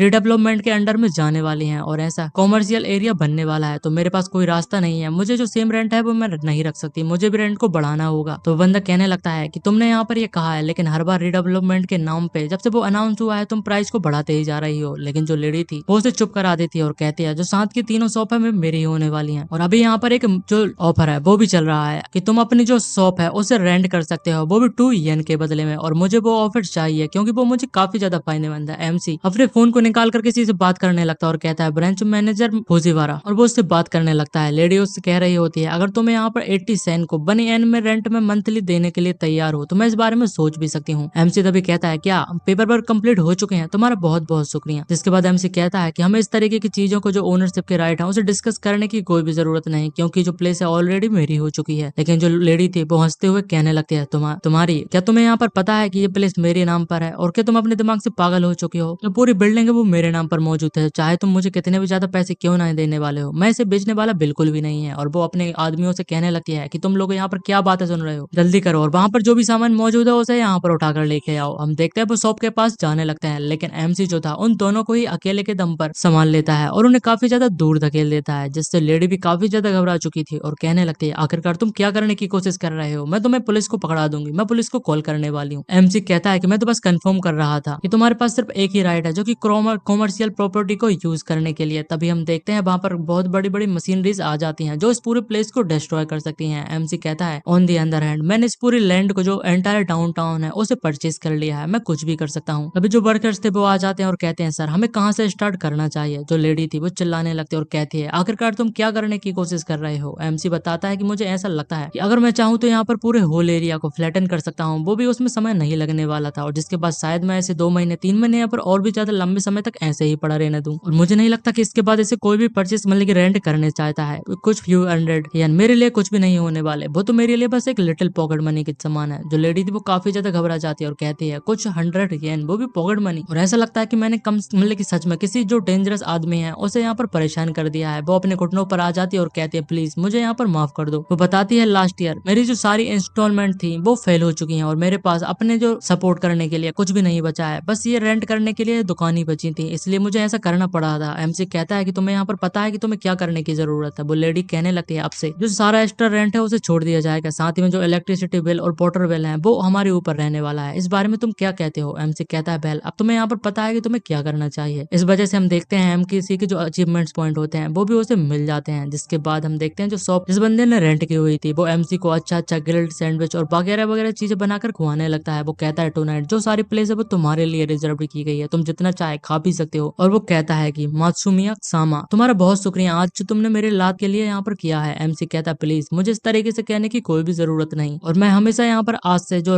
रात के टाइम है नाइट बिल्ड्स के लिए यहाँ पर आने वाला हूँ, क्योंकि यहाँ का जो टेस्ट है वो काफी ज्यादा अच्छा लगता है। एमसी की बातों को सुनने के बाद जो बंदा था वो कहने लगता है जैसा मैंने सोचा था कि तुम मेरे टेस्ट को समझते हो यहाँ पर। वो साथ में काफी ज्यादा खुश हो चुका था। वो बताता है कि मैं अपनी तारीफ नहीं कर रहा हूँ, लेकिन जो हमारी सीक्रेट रेसिपी है वो हमारे डेकेट से फैमिली में पास डाउन की गई है, जो रेंट इशू नहीं होता। मैं मेरे बिजनेस पे काफी ज्यादा मेहनत कर सकता हूँ, और अभी जैसे कि रेंट नहीं रहा है तो मैं मेरे बिजनेस को और आगे तक ले जा सकता हूँ। लेकिन तभी वहां पर कोई आ जाता है और कहता है कि मुझे एक मिनी लियन ने इन्वाइट किया है, और वो भी यहाँ पर याकीटोरी खाने के लिए। एमसी यहाँ पर खाते जा रहा था। हम देखते हैं वो और कोई नहीं बल्कि मैनेजर यांगी होती है। वो कहने लगती है बेल ये खाना काफी ज्यादा डिलीशियस है। एमसी सोचने लगता है अगर मैं इसे बताऊंगा कि जो याकीटोरी है वो यहाँ की बिलियंस ऑफ बर्थ में पड़ी है तो वो कैसे यहाँ पर रिएक्ट करने वाली होगी। लेकिन जो मेन मिशन है वो मुझे बता रहा है कि मैं किसी भी जो प्रो गिलेबल पीपल है उसे डिटेक्ट कर सकता हूँ, मतलब कि उसके जो अचीवमेंट को पॉइंट प्रूफ कंप्लीट करने के लिए उसे एक स्किल मिल जाती है, जिस पर वो किसी भी झूठ बोलने वाले या फिर किसी को भी ट्रिक स्कीमिंग करने वाले बंदे को पकड़ सकता है। हम देखते हैं वो उस मैनेजर यांगी के पास जाकर स्मेल करने लगता है। वो कहता है कि मुझे यहाँ पर किसी भी तरीके का जो स्कैम है वो नजर नहीं आ रहा है। तो यांगी कहने लगती है आखिरकार तुम क्या कर रहे हो, आउटसाइड में हम मौजूद हैं, यहाँ पर बहुत सारे लोग हैं, तुम्हें स्टॉप कर देना चाहिए ऑलरेडी। और वो शर्माते जा रही थी। साथ ही में वो एमसी कहती है अगर तुम्हें ये स्मेल इतनी ज्यादा पसंद है तो हम कुछ जाकर घर पे यहाँ पर कर सकते हैं। तो एमसी उससे कहने लगता है कि एक रीजन था मैंने तुम्हें आज यहाँ पर इन्वाइट किया था। बताता है क्योंकि मैं एक न्यू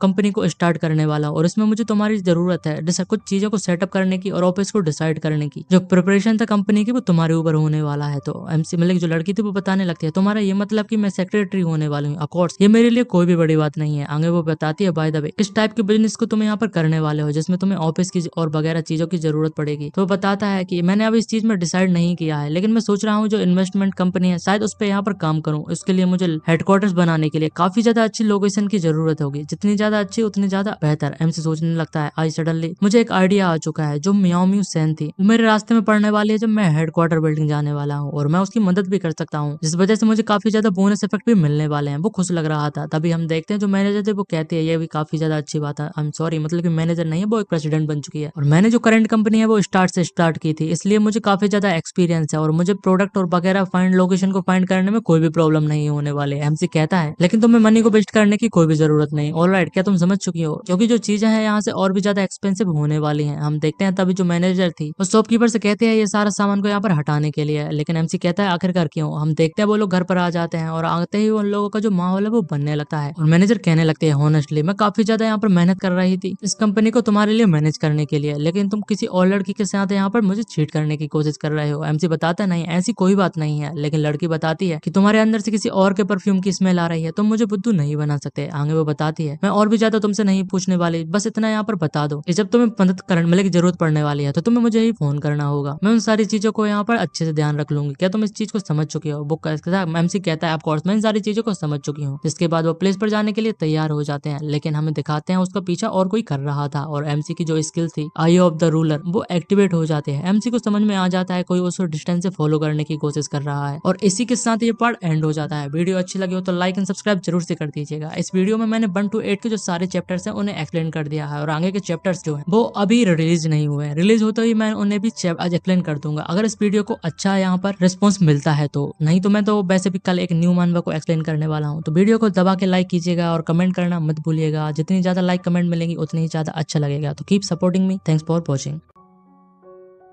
लोग वहां पर बाहर आ जाते हैं। उनमें से एक बंदा कहने लगता है तुम काफी ज्यादा स्मार्ट हो जैसा कि मैंने सोचा था। आगे वो बंदा कहता है कि तुमने कुछ ज्यादा ही कर दिया, तुमने एक ऐसे बंदे को नाराज कर दिया है जो कि तुम्हें नहीं करना चाहिए था। मुझे माफ कर देना लेकिन तुम इसके लिए रिग्रेट करने वाले हो। हम देखते हैं वो बंदे बेसबॉल बैट को निकाल लेते हैं और तुरंत ही एमसी के ऊपर अटैक कर देते हैं। एमसी उनके अटैक को डॉजता है और दूसरे के अटैक को पकड़ लेता है। एमसी कहने लगता है अमेजिंग स्ट्रेंथ, भले ही मेरी फिजिकल इनहेंस्ड क्यों ना हो गई हो लेकिन मैं उनके साथ बराबरी पर मैच आ रहा हूँ। ये लोग प्रोफेशनल्स लगते हैं। एमसी तुरंत पीछे हट जाता है और कहता है कि ऐसा लगता है कि यहाँ पर कोई गलत फहमी हो चुकी है, लेकिन हमें वॉयलेंस का यूज करने के लिए कोई भी जरूरत नहीं है। हम बैठ के बात कर सकते हैं। क्या मैंने सही कहा? अगर तुम लोगों को पैसे ही चाहिए तो इसका सोल्यूशन मैं बड़ी आसानी से दे सकता हूँ। तुम लोग बताओ कि आखिरकार तुम्हें कितने चाहिए। लेकिन वो लोग सीधे ही उसके हैंड पर अटैक कर देते हैं जिससे सारा पैसा नीचे गिर जाता है। एमसी शॉक्ड था। सामने वाला बंदा कहने लगता है हे किड, तुम्हें अब तक रियलाइज हो जाना चाहिएगा ये सारी चीजें हैं वो पैसों से सॉल्व नहीं होने वाली। यहाँ पर कुछ ऐसे लोग हैं जिन्हें तुम बिल्कुल भी नाराज नहीं कर सकते। उनके लिए पैसा कोई बड़ी बात नहीं है, इसीलिए तुम्हें अब सारी आशाओं को छोड़ देना चाहिए क्योंकि अब तुम मरने वाले हो। और वो तुरंत ही एमसी के ऊपर अटैक कर देता है और जिसके बाद हम देखते हैं वहां पर कुछ ओल्ड पीपल आ जाते हैं और कहने लगते हैं कि इस बंदे की तो कितनी ज्यादा अच्छी फिजिक्स है। जैसा कि हमने सोचा था जो एक्टर होते हैं वो काफी ज्यादा अच्छे होते हैं। तभी एक बंदा कहने लगता है और मैंने सुना है कि कुछ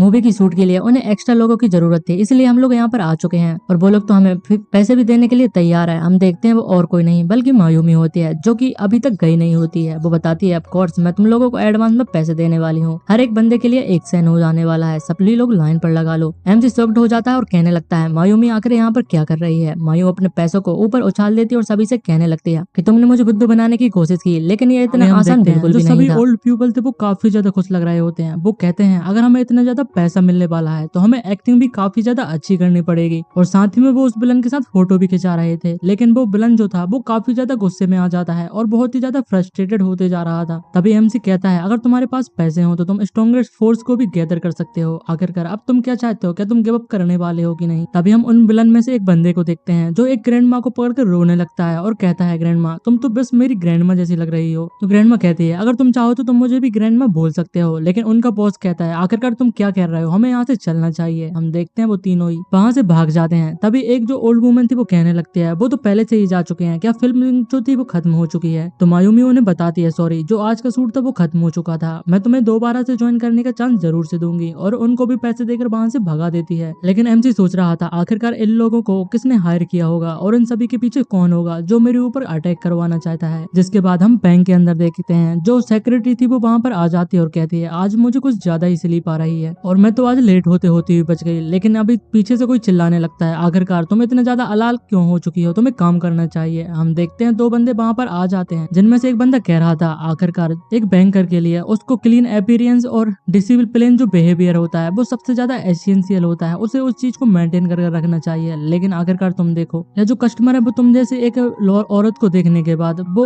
सेफ्टी फील कर पाएंगे कि उन्हें इस बैंक में जो सारा का सारा पैसा है उसे डिपॉजिट करना चाहिए। तभी हम देखते हैं एक और बंदा कहने लगता है, जो बैंक काउंटर की इमेज होती है वो बहुत ही ज्यादा क्रूशियल होती है, तुम्हें उस चीज को बैंक के रिप्रेजेंटेटिव के तौर पर अंडरस्टैंड करना होगा। तभी एक और बंदा कहता है, आजकल के जो यंग पीपल हैं उनके पास कोई सेंस ऑफ कन्वेक्शन तो बिल्कुल भी नहीं है। लेकिन जो सेक्रेटरी थी वो कहने लगती है, आखिरकार ये लोग कौन है, उसे तो कुछ समझ में भी नहीं आ रहा था। तभी फुजीवारा वहां पर आ जाता है और कहता है कि वो लोग तुम लोग हो जो यहाँ पर बैंक की रेपुटेशन को बिगाड़ने की कोशिश कर रहे हो और यहाँ पर बैंक के एंट्रेंस गेट पर बहुत ही ज्यादा कमोशन पैदा कर रहे हो। और जो इस लड़की का नाम नात्सुकी होता है, तभी जो फुजीवारा था उससे कहने लगता है कि मुझे जरा इन लोगों को इंट्रोड्यूस करने दो। जिसके बाद वो बताता है कि ये लोग वाइस प्रेसिडेंट है यामादा डेवलपमेंट बैंक का, जिसके बाजू में जो पर्सन है वो मैनेजर सातो है और उसके बाजू में जो पर्सन है वो एशिया डिवीजन की जो मॉर्गन बैंक है उसका हेड मौजूद है। जो पर्सन उसके बाजू में मौजूद है वो भी किसी एबीसी ट्रस्ट बैंक से होता है। सभी लोग काफी ज्यादा बड़े आदमी होते हैं। जो नात्सुकी थी वो कहने लगते हैं, ये सभी लोग बिग फाइनेंशियल बिग शॉट हैं इस वर्ल्ड को, जो सभी लोग एक साथ यहाँ पर गैदर हुए हैं, आखिरकार वो लोग क्या चाहते हैं। जिसके बाद फुजीवारा कहने लगता है, ये तुम लोगों के जैसे नहीं है जो अपनी पोजीशन का गलत इस्तेमाल करते हैं और दूसरों के लिए गेट बैंक के गेट के ऊपर एंट्रेंस के पर ही काफी ज्यादा प्रॉब्लम क्रिएट करते हैं। तुम लोगों को यहीं पर रुकना चाहिए, तुम लोगों को वीआईपी रूम में जाकर ये सारी चीजें बातें करनी चाहिए और मैं तुम्हें जल्दी, जो मासूमी सामा है वो यहाँ पर आने वाले हैं और अगर वो यहाँ पर आते हैं तो मैं तुम लोगों को बता दूंगा, लेकिन जब तक तुम्हें वेट करना होगा। तभी उनमें से एक बंदा कहने लगता है, मुझे तो लगता है जो ब्रांच मैनेजर फुजीवारा है वो अपने आप को यहाँ पर मजे ले रहा है, हमें इंतजार कराकर वो सिर्फ मजे लेना चाहता है और जो मासूमी है वो आज यहाँ पर नहीं आने वाला और वो ना ही हम लोगों को इंट्रोड्यूस कराने वाला है। सभी लोग इस चीज को लेकर काफी ज्यादा गुस्से में आ जाते हैं और कहते हैं, हम लोगों ने काफी ज्यादा उसे दिन रात खोजा है लेकिन जो मासूमी सामा है वो अभी तक नहीं मिला। और जो नात्सुकी थी वो भी समझ जाती है कि जो लोग मासूमी सामा को यहाँ पर मिलने के लिए आए हैं। जिसके बाद फुजीवारा, उसके सामने एक बंदा होता है जो कहता है कि तुम भी यहाँ पर पर्सनल ट्रेनिंग हो, जो स्टाफ यहाँ पर मौजूद है, तो तुम्हें भी नहीं लगता कि ये सारी जो रेयर अपॉर्चुनिटी है वो तुम्हें भी यूज करना चाहिए। तो फुजीवारा कहने लगता है, नात्सुकी ये सही बोल रहे हैं, तुम्हें भी यहाँ पर असिस्टेंट बेनार्थ मैनेजर तुम्हें यहाँ पर मौजूद हो तो तुम्हें भी इन लोगों से प्रॉपरली लर्न करना होगा। तो नात्सुकी उनके सामने झुक जाती है और कहती है, तुम लोग प्लीज मुझे यहाँ पर गाइड करना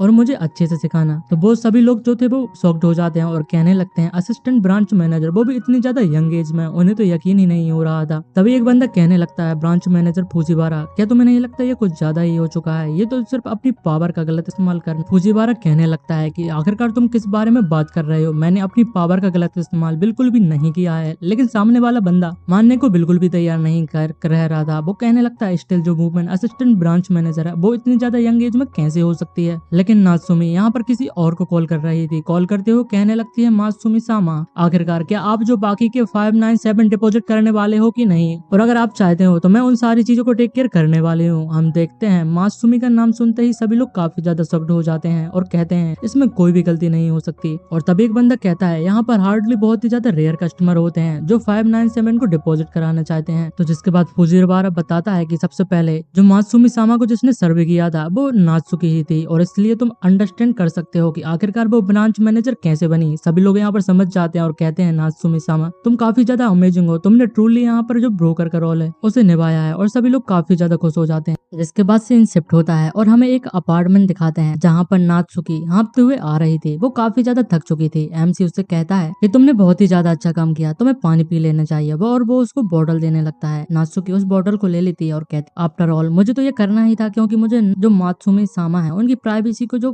प्रोटेक्ट करना, और वो उस पूरे पानी को पी जाती है और सोचने लगती है मुझे काफी ज्यादा बसेस को चेंज करना पड़ा और मुझे अलग अलग 4 स्टेशन से फाइनली यहाँ पर आना पड़ा, क्योंकि वो उन सारे ब्रांच के जो बंदे थे अलग अलग बैंक के, उन सभी को छुटकारा पाना चाहती थी, जो कि मासूमी के बारे में इन्फॉर्मेशन जानना चाहते थे। एमसी सोचने लगता है मैंने कभी भी नहीं सोचा था कि इतने ज्यादा लोग मेरे पीछे पड़े हुए हैं, लेकिन जो 3 यहाँ पर कल मुझे मौजूद थे, जरूर से जरूर उनके साथ कोई ना कोई बिग फिगर जो फाइनेंशियल वर्ल्ड में होगा वो जुड़ा ही हुआ होगा, और साथ ही में उनकी स्ट्रेंथ बहुत ही ज्यादा पावरफुल थी। मैं उन्हें हल्के में नहीं ले सकता था, लेकिन आखिरकार मैंने क्या किया था, मैंने तो बस यहाँ पर कुछ पैसे ही लाइव स्ट्रीम के दौरान जो स्पेंड किए थे, मैंने कुछ ऐसा नहीं किया था। तभी उसे एक मैसेज आ जाता है जो कि म्यूरियम मतलब कि मारियान का था, जो उसे रेस्टोरेंट पर जाने के लिए उसने इनवाइट किया था। एमसी कहता है कि ये परफेक्ट टाइम है, उसे भी कुछ क्लूज को फाइंड करने की जरूरत थी। जिसके बाद वो रेस्टोरेंट में पहुंच जाता है, जो कि माना रेस्टोरेंट था। एक बंदा उसका वेलकम करता है और कहता है सर क्या आपके पास कोई रिजर्वेशन मौजूद है। एमसी सोचने लगता है मैंने कभी भी जो मारियान का असली नाम है उसे पे मैंने उससे पूछा ही नहीं, और जो स्ट्रीम का नाम था वो यहाँ पर यूज नहीं होने वाला। तभी वो बंदा कहने लगता है अगर तुम चाहो तो मैं तुम्हें जो अवेलेबल सीट है उन्हें भी शो कर सकता हूँ। लेकिन तभी वहाँ पर एक बंदा और आ जाता है जो उसे चिल्लाते हुए कहने लगता है आखिरकार तुम क्या करने की कोशिश कर रहे हो, क्या मिस्टर ली मतलब कि मिस्टर ईतो ने तुमसे नहीं कहा था कि जो वीवीआईपी रूम में मौजूद है उन्हें किसी भी प्रकार के जो डिस्टरबेंस है वो बिल्कुल भी पसंद नहीं है। आखिरकार मुझे तुम्हें कितनी बार कहना पड़ेगा, तुम आखिरकार इतनी ज्यादा इंपॉर्टेंट चीज को मिस कैसे कर सकते हो। वो बंदा काफी ज्यादा डर जाता है और घबराते हुए माफी मांगने लगता है, कहता है मुझे माफ कर देना, मैं अभी अभी इस चीज को क्लियर कर देता हूँ। लेकिन वो बंदा अभी भी चिल्लाते जा रहा था और कहता है अगर तुमने मिस्टर ईतो को अपसेट कर दिया तो तुम्हारी नौकरी तो काम से गई, क्या तुमने मुझे क्लियरली सुन लिया है। साथ ही में वो एमसी कहता है कि आखिरकार तुम यहाँ पर क्या देख रहे हो, हमें कोई भी सिक्योरिटी की जरूरत बिल्कुल भी नहीं। वो एमसी को एक सिक्योरिटी के लिए अप्लाई करने वाला बंदा लग रहा था, लेकिन और वो मन में सोच रहा था इतने ज्यादा सैवी क्लोथ इसने पहने रहे हैं, इसके जैसा कोई कस्टमर तो नहीं हो सकता। लेकिन तभी एमसी को फोन आ जाता है और कहता है हेलो, जो कि यहाँ पर मारियान होती है। वो कहने लगती है यूतो सा आखिरकार तुम कहाँ पर हो। तो एमसी उसे बताता है कि मैं होटल की लॉबी में मौजूद हूँ। उसके सामने जो गार्ड खड़ा था वो उससे कह रहा था अगर तुम्हें कॉल ही करनी है तो तुम्हें बाहर जाकर करना चाहिए। लेकिन तभी यूतो के पीछे से मारियान आ जाती है और कहती है तुम ही यूतो सान हो। मैंने क्या यहाँ पर सही कहा, मेरा नाम मारिया मतलब कि मारी का मारियान है। तो जो गार्ड था वो थोड़ा शॉक्ड हो जाता है और कहता है ईतो सामा, जिसकी बात वो कर रहे थे वो मारियान ही होती है, क्या ये पर्सन तुम्हारे साथ मौजूद है। तो इसका फ्रंट नेम मारी का है तो हम इसे मारी का ही बुलाएंगे आगे से। मारी का कहने लगते हैं हाँ आखिरकार क्या प्रॉब्लम है। एमसी तभी कहने लगता है अनफॉर्चुनेटली मैं कोई सिक्योरिटी गार्ड नहीं हूँ, दरअसल में मैं यहाँ पर एक कस्टमर हूँ। वो बंदा काफी ज्यादा शर्मा जाता है और घबराते हुए कहने लगता है सॉरी, मैंने अभी अभी जो मैंने रूडनेस की थी उसके लिए मैं दिल से माफी मांगता हूँ। एमसी सोचने लगता है ऐसे लोग जो पीपल को अपने अपीयरेंस से जज करते हैं, लेकिन मैं कुछ भी नहीं कर सकता। इसके बाद वो मारिका से कहने लगता है कि हमें अपनी सीट पर चला जाना चाहिए। मारिका कहती है सिक्योरिटी यू तो आखिरकार तुम लोग क्या कर रहे हो, क्या तुम लोग मजाक कर रहे थे। और उसे कुछ समझ में नहीं आ रहा था। जिसके बाद वो अपनी टेबल पर चले जाते हैं और मारिका बताती है कि मैंने तुम्हारे लिए काफी ज्यादा अच्छी अच्छी फेवरेट जो चीजें हैं उन्हें चूज किया है। और जो गार्ड था मतलब कि जो वहाँ का बंदा होता है जो मैनेजर था शायद, वो कहने लगता है कि आखिरकार ईतो सामा जो कि मारिका से कह रहा था कि आप जो हर बार यूजुअली यहाँ पर प्रेफर करती हैं क्या आप उसी चीज को लेने वाली हो। तो यूथ मारिका कहने लगती है हाँ मैं उसी चीज को लेने वाली हूँ। और वो आगे यूतो से पूछने लगती है आखिरकार तुम क्या खाने वाले हो। यूतो कहता है कि मुझे यहाँ पर इस बारे में कुछ भी नहीं कहा, लेकिन नहीं पता जो कुछ भी तुम मंगाने वाली हो मैं वो ही खाने वाला हूँ। तो मारिका भी खुश हो जाती है और कहती है कि तुम मेरे बेनिफिशियर हो तो इसलिए मैं तुम्हें यहाँ पर अच्छे से खाने खिलाने वाली हूँ। लेकिन एमसी उस बंदे से कहने लगता है कि यहाँ पर इस जैसी प्लेस पर कभी नहीं गया हूँ तो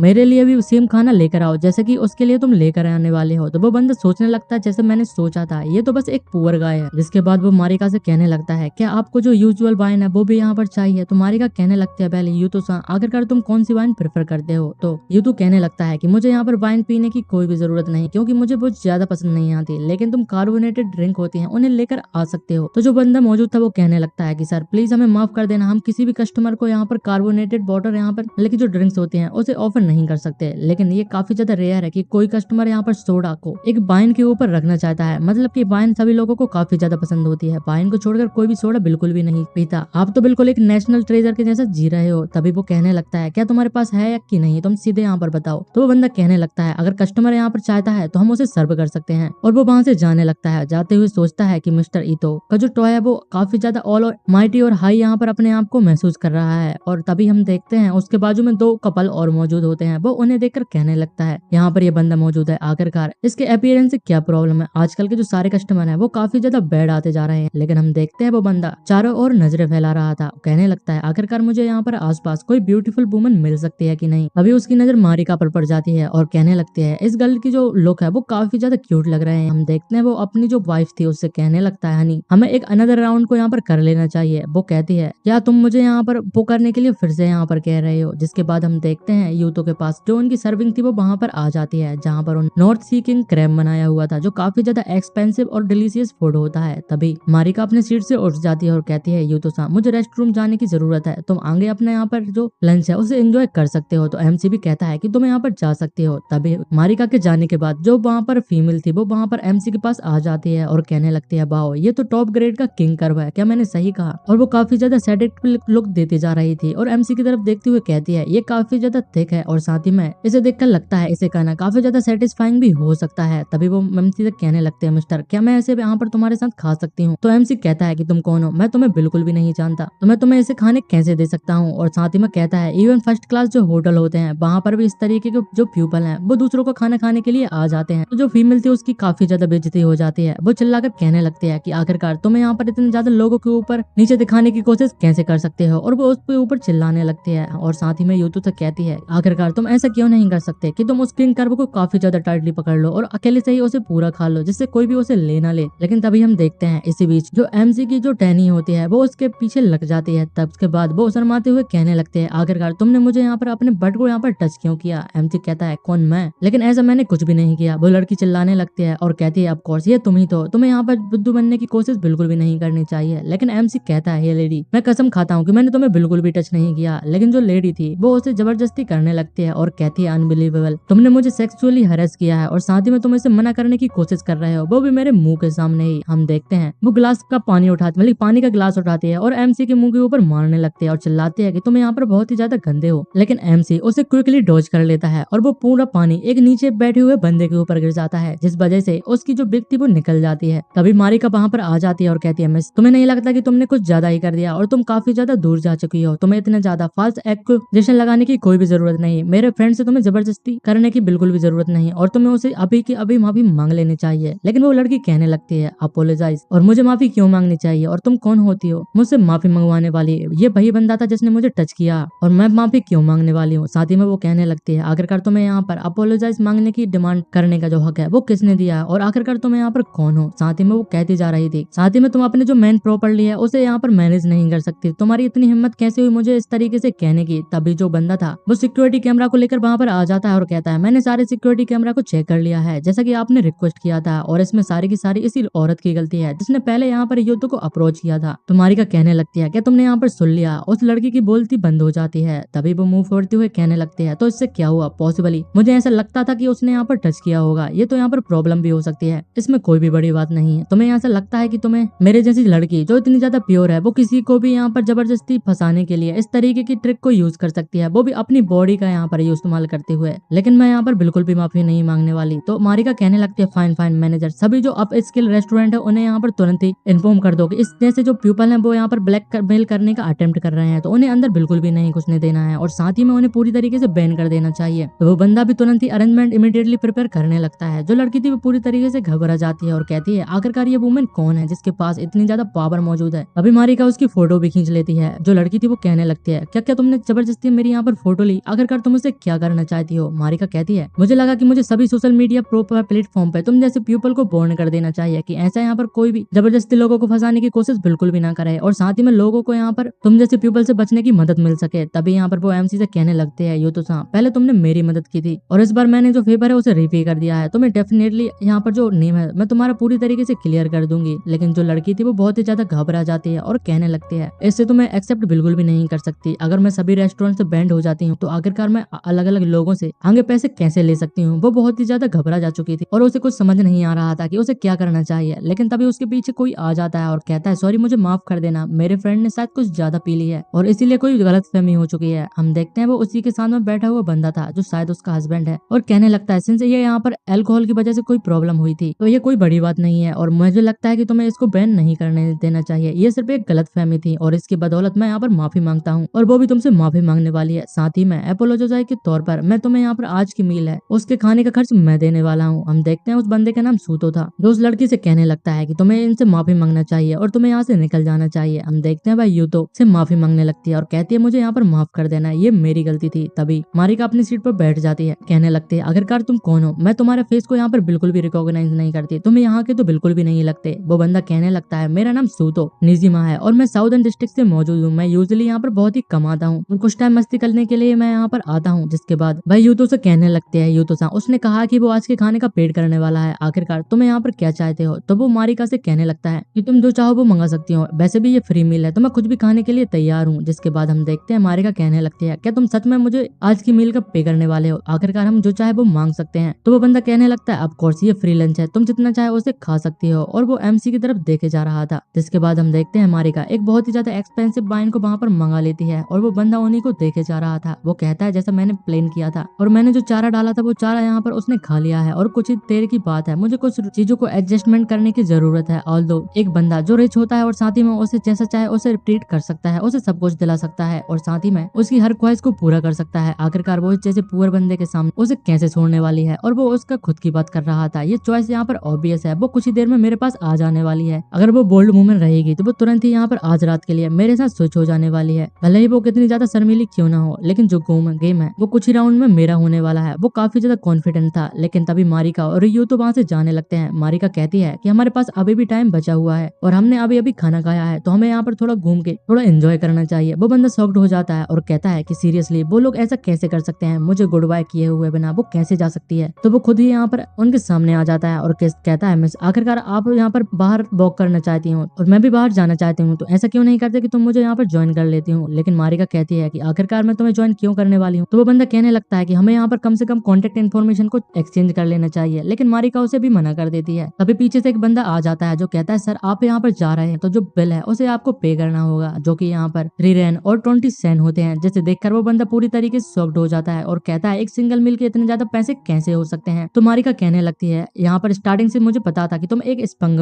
हो जो हर किसी वुमेन को एक्सटॉर्ट करना चाहते हो, उसकी मनी को यहाँ पर लेना चाहते हो और हर किसी रात तुम एक नई लड़की के साथ यहाँ पर हिट करते रहते हो। और वो हंसने लगती है और कहती है अगर तुम्हें यहाँ पर 3 रैन और 20 सेन को पे नहीं कर सकते तो तुम मुझसे माफी मांगने लेते हो, तो मैं इसे कवर करने के लिए तैयार हूँ। लेकिन वो बंदा काफी ज्यादा इरिटेट हो चुका था और बहुत ही ज्यादा गुस्से में आ जाता है और तुरंत ही मारिका के ऊपर अटैक कर देता है। लेकिन एमसी उसके सामने आ जाता है और कहता है क्या तुम सच में एक वुमेन के ऊपर अपने हाथ को उठाने वाले थे? और एमसी उसे पूरी तरीके से ब्लॉक कर लेता है और कहता है कि तुम कौन हो और तुम किसके साथ अफिलिएटेड हो? तो एमसी उसे बताता है कि वो किसी भी पार्ट का यहाँ पर मतलब किसी भी ग्रुप का पार्ट बिल्कुल भी नहीं है। वो बंदा यहाँ पर कहने लगता है कि तुम जरूर से इस एरिया के लीडर होने वाले हो और अगर तुम्हें कोई प्रॉब्लम है तो तुम मेरे साउथ डिस्ट्रिक्ट एरिया में आओ तो मैं वहाँ पर बहुत ही ज्यादा अच्छे से ट्रीट करने वाला हूँ। लेकिन मारिका कहती है कि तुम्हें उसे ध्यान देने की कोई भी जरूरत नहीं है और उसे इग्नोर कर दो और हमें चलना चाहिए। वो वहाँ से चले जाते हैं और रात हो जाती है। हम देखते हैं एक बिल्डिंग के बाहर जहाँ पर बहुत ही ज्यादा लग्जरियस कार खड़ी हुई होती है और एमसी मारिका के साथ वहाँ पर पहुंच जाता है। तभी एक बंदा वहाँ पर आता है। ओ तो जो मासूम सामा है वो यहाँ पर आ चुके हैं। हम देखते हैं वो बंदा काफी ज्यादा परेशान लग रहा था और उसके चेहरे से पसीना आ रहा था। मारिका उसे पहचान जाती है और कहती है अंकल यामाडा, आखिरकार आप यहाँ पर क्या कर रहे हैं? जो यूतो था उन सभी की बातें सुन रहा था और कहने लगता है ये तो यामाडा इचोरी है जो कि प्रेसिडेंट है डेवलपमेंट बैंक का, आखिरकार वो यहाँ पर क्या कर रहा है? तो यामाडा कहने लगता है मारिका चांद तो तुम भी यहाँ पर मौजूद हो। तभी वो सीधे यूतो के पास चला जाता है और कहने लगता है कि तुम ही यहाँ पर मासूम सामा हो, क्या मैंने यहाँ पर सही कहा? ये तुमसे फाइनली मिलकर मुझे काफी ज्यादा अच्छा लगा। जिसके बाद वो बताने लगता है कि मैं यामाडा इचिरी हूँ जो कि प्रेसिडेंट हूँ डेवलपमेंट बैंक का। तभी हम देखते हैं उसके पीछे से बाकी 2 बैंक के जो बंदे थे वो भी वहाँ पर आ जाते हैं और अपने आप को इंट्रोड्यूस करने लगते हैं। तभी हम देखते हैं जो सोतो था वो काफी ज्यादा कंफ्यूज हो जाता है और उसे समझ नहीं आ रहा था। वो कहने लगते हैं ये लाइनअप काफी ज्यादा फाइनेंशियल बिग बिग्स की है, आखिरकार वो सोतो मतलब की जो यूटा है उसके साथ मिलना क्यों चाहते हैं और वो इतनी ज्यादा पोलाइटली तरीके से उसे क्यों बात कर रहे हैं? उसे कुछ भी समझ में नहीं आ रहा था। वो कहता है आखिरकार ये बंदा कौन है? जिसके बाद हम देखते हैं वो उस रेस्टोरेंट से बाहर आ जाते हैं और सभी को बताता है कि मेरी कंडीशन सिंपल है, जो भी यहाँ पर उस बंदे की आइडेंटिटी को लाकर मुझे देगा जिसने मुझे यहाँ पर कल अटैक किया था, जो बाकी की इन्वेस्टमेंट है मैं उसकी बैंक में करने वाला हूँ। ये काफी ज्यादा फेयर कंडीशन है। सभी लोग इसके लिए यहाँ पर राजी हो जाते हैं और सभी को लगता है कि उनका इन्फॉर्मेशन काफी ज्यादा अच्छा है और वो इस इन्वेस्टमेंट को सिक्योर कर सकते हैं। जिसके बाद वो अपने अपनी गाड़ी से वहाँ पर चले जाते हैं। तभी मारिका कहने लगती है यूतो से मुझे माफ कर देना क्योंकि मैंने सोशल मीडिया पोस्ट की तो तुम्हारी आइडेंटिटी एक्सपोज हो चुकी है, क्या मुझे अपना जो अकाउंट है उसे डिलीट कर देना चाहिए? लेकिन एमसी कहता है इसमें कोई भी बड़ी बात नहीं, पैसे भी मुझे भी इन जैसे ग्रेट पीपल से मिलने की काफी ज्यादा जरूरत थी। तभी यहाँ पर साउतो वहाँ पर आ जाता है और कहता है जरा 1 मिनट यहाँ पर रुको। एमसी कहने लगता है साउतो निज्मा, आखिरकार आप तुम मुझसे क्या चाहते हो? तभी हम देखते हैं वो अपने साथ में 2 बंदे को भी लेकर आता है और कहता है मैंने तुमसे पहले कहा था कि मैं तुम्हें अच्छे से ट्रीट करने वाला हूँ, क्या तुम उस चीज को भूल चुके हो? और वो कहता है सभी ब्रदर से हमें यहाँ पर चलना चाहिए। सभी लोग अपनी जैकेट के अंदर से कुछ निकालने लगते हैं। एमसी थोड़ा शॉक्ड हो जाता है लेकिन हम देखते हैं साउतो अपनी जैकेट के अंदर से एक कैन निकालता है जो कि कोकोनट ड्रिंक होती है। उसे देखकर मारिका भी यहाँ पर शॉक्ड हो जाती है और कहने लगती है ये तो कोकोनट ड्रिंक है मतलब कि मिल्क है, और सभी लोग उसे पीने लगते हैं और एक अजीब सा पोज बनाते हैं। तभी साउतो कहने लगता है ये साउदर्न डिस्ट्रिक्ट की काफी ज्यादा फेमस कोकोनट मिल्क है और यूतो से कहने लगता है ये लोकल स्पेशलिटी यहाँ पर हम तुम्हारे लिए लेकर आए हैं, तुम्हें इसे जरूर से ट्राई करना होगा। लेकिन एमसी कहता है आखिरकार तुम क्या चाहते हो, जल्दी से बताओ, टाइम वेस्ट करने की कोई भी जरूरत नहीं। लेकिन तभी साउतो सीधे आकर यहाँ पर यूतो के पैर को पकड़ लेता है और रोने लगता है, गिड़गिड़ाते हुए कहता है कि मुझे माफ कर देना, पहले मैंने जो कुछ भी किया है मुझे पता है कि मैंने गलत किया था, मुझे एक और चांस दो, और साथ ही में तुम जिस बंदे को ढूंढ रहे हो मैं उसके लिए तुम्हारी मदद कर सकता हूँ, क्योंकि अंडरग्राउंड सीन के अंदर मैं काफी ज्यादा फेमस हूँ और मेरे पास काफी ज्यादा नॉलेज भी मुताबिक है। एमसी कहता है तो ठीक है, मैं तुम्हें एक चांस देने के लिए तैयार हूँ। तो साउतो भी इसके लिए यहाँ पर उसे शुक्रिया कहता है और वहाँ से चला जाता है। जिसके बाद हम देखते हैं उस रेस्टोरेंट का जो ओनर था वो वहाँ पर आ जाता है और अपने एक वीआईपी कार्ड को यहाँ पर यूतो को देने लगता है और कहता है कि तुम इसे यहाँ पर जरूर से एक्सेप्ट कर लीजिएगा और मुझे लगता है कि हमारी जो सर्विस है वो तुम्हें यहाँ पर सेटिस्फाइड लगी होगी। एमसी उसे ले लेता है और कहता है कि यहाँ पर कोई भी चीजें खराब नहीं थी, लेकिन अगर मैं यहाँ पर सोचूं तो यहाँ पर जो बंदा तुम्हारे साथ मौजूद है वो अपने आउट ऑफ द वे जाकर मुझे एक चीज सिखाने की कोशिश कर रहा था कि जो रिच पीपल होते हैं वो फाइन वाइन को पीते हैं, ना कि जो ड्रिंक सोडा है। तभी हम देखते हैं जो ओनर था वो उस बंदे से कहने लगता है कि तुम आज से ही और अभी से यहाँ पर फायर कर दिए जाते हो, तुम्हें रेस्टोरेंट एसोसिएशन से नोटिस आ जाएगा, तुम्हें और भी कहीं जाने की बिल्कुल भी जरूरत नहीं। वो बंदा समझ चुका था कि अब उसकी जिंदगी यहाँ पर खत्म हो चुकी है। जिसके बाद हम देखते हैं काफी ज्यादा रात हो चुकी थी और हम एक लड़की को देखते हैं जो अपने सेनपाई को आज के लिए शुक्रिया कर रही थी। इसको हमें नहीं पता कि आखिरकार ये कौन है, शायद ये यूतो की बहन लग रही है, तो मुझे कमेंट में जरूर से बताइएगा। जिसके बाद जो उनकी सेनपाई होती है वो वहां से जाने लगती है और कहती है तुम्हें यहाँ पर संभल कर जाना होगा, और हमें बताते हैं इस लड़की का नाम साकी होता है। साकी काफी ज्यादा खुशी से यहाँ पर अपने रूम में जा रही होती है और कहती है हमारा सेनपाई के साथ स्टडी करना एक काफी ज्यादा लक की बात थी और मुझे काफी ज्यादा अच्छा लगा, साथ ही में मुझे बहुत ही ज्यादा कुछ सीखने के लिए भी मिला है। साथ ही और जैसे जो पीपल होते हैं जो फेमस और स्टडी में काफी ज्यादा अच्छे होते हैं, लेकिन उसकी जो पर्सनालिटी थी वो काफी ज्यादा अच्छी थी और मुझे इससे काफी ज्यादा अच्छा लगता है। और अगर मैं यहाँ पर कोई लड़की नहीं होती और एक लड़का होता तो मैं उसके लिए यहाँ पर फॉल कर जाने वाला था और मैं उसके प्यार में पड़ ही चुकी थी। तभी वो अपने रूम में आ जाती है और सोचने लगती है क्या यहाँ पर सेनपाई का कोई बॉयफ्रेंड होने वाला है। हम देखते हैं वो अपने रूम में देखती है उसकी यहाँ पर सभी रूममेट्स एक साथ कुछ डिस्कस कर रही थी। वो कहने लगती है कि तुम लोग क्या बातें कर रहे हो, लेकिन तभी उसकी नजर जाती है कि जो उसके सारे यहाँ पर स्टडी के मटेरियल्स थे उन्होंने डस्टबिन में डाल दिया था। वो कहने लगती है आखिरकार मेरी बुक जो ट्रैश कैन में क्या कर रहे हैं। तो उनमें से एक लड़की कहती है कि वो यहाँ पर फालतू की पड़ी हुई थी, मुझे लगा कि वो फालतू की चीजें हैं तो उसने मैंने डस्टबिन में डाल दिया था। तभी वो देखती है कि उसका जो बेड था वो भी पूरी तरीके से गीला हो चुका था। तो एक लड़की कहती है कि जब यहाँ पर माँ की यहाँ पर चल रही थी वो गलती से ट्रिप हो जाती है और उसके जो वाटर था वो तुम्हारे बेड पर गिर जाता है, क्या तुम्हें इससे कोई प्रॉब्लम है और इस छोटी सी गलती के लिए क्या तुम किसी को ब्लेम करने वाली हो। तभी एक और लड़की कहने लगती है क्या तुम्हें इस सभी चीजों से कोई प्रॉब्लम है। यहाँ पर साकी काफी ज्यादा डर चुकी थी और उसे क्लियरली समझ में आ रहा था कि ये तीनों ही लड़की उसके लिए काफी ज्यादा हॉस्टाइल फील कर रही हैं। लेकिन इसी के साथ अगर आपने अभी तक का पूरा एपिसोड देख लिया है तो अगर आपको वीडियो अच्छी लगी हो तो वीडियो को लाइक जरूर से कर दीजिएगा और साथ ही में चैनल को सब्सक्राइब करना बिल्कुल भी मत भूलिएगा। ऐसे ही और मजेदार सीरीज के लिए मुझे कमेंट में जरूर से बताइएगा, मैं भी उसे एक्सप्लेन करने की कोशिश जरूर से करूंगा जो ज्यादा बड़ी ना हो और किसी ने एक्सप्लेन ना की हो। Thanks for watching.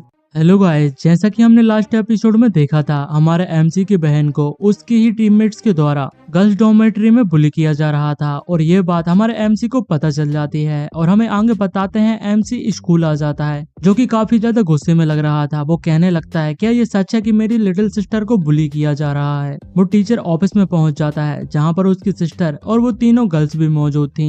उसकी बहन कहने लगती है यूतो मैं ठीक हूँ, तुम्हें चिंता करने की कोई भी जरूरत नहीं, और वो तीनों लड़कियां भी काफी ज्यादा चिंता में लग रही होती हैं। एमसी कहता है साकी तुम्हें चिंता करने की कोई भी जरूरत नहीं, तुम्हारा बड़ा भाई तुम्हारे लिए यहाँ पर आ चुका है। तभी टीचर खड़ी हो जाती है और कहने लगती है क्या तुम साकी के बड़े भाई हो, मैंने तुम्हें फोन पे बहुत सारी बातें पहले से ही बता दी थी कि गर्ल्स डॉर्मेट्री में यहाँ पर बुली का मामला सामने आया है। एमसी उस टीचर से कहने लगता है कि मुझे जो थोड़ी बहुत सिचुएशन है इस चीज के बारे में पता चल चुकी है, लेकिन जो बुली का केस है वो बहुत ही ज्यादा चिंता करने वाला है। हमें इतनी ज्यादा आसानी से इस मैटर को नहीं छोड़ना है, हमें इसे बहुत ही ज्यादा स्ट्रिक्टली तरीके से हैंडल करना होगा। टीचर भी यही कहने लगती है और वो बताती है स्कूल के इंटेंशन भी यही है, इसलिए मैंने तुम्हें यहाँ पर बुलाया है। जिसके बाद वो साकी से कहने लगती है क्या तुम्हें कोई और एक्सप्लेनेशन देना है कि तुमने यहाँ पर इस बुलिंग इंसिडेंट में इन्वॉल्व हो और तुमने तीनों स्टूडेंट को काफी ज्यादा बुली किया है। लेकिन एमसी इस बात को सुनकर काफी ज्यादा शॉक्ड हो जाता है और कहता है जरा रुको, क्या तुम्हारे कहने का ये मतलब है कि मेरी सिस्टर ने यहाँ पर बुली किया है, ना कि उसको बुली किया गया है। लेकिन जो स्टोरी मैंने सुनी थी वो तो कम्प्लीटली डिफरेंट थी।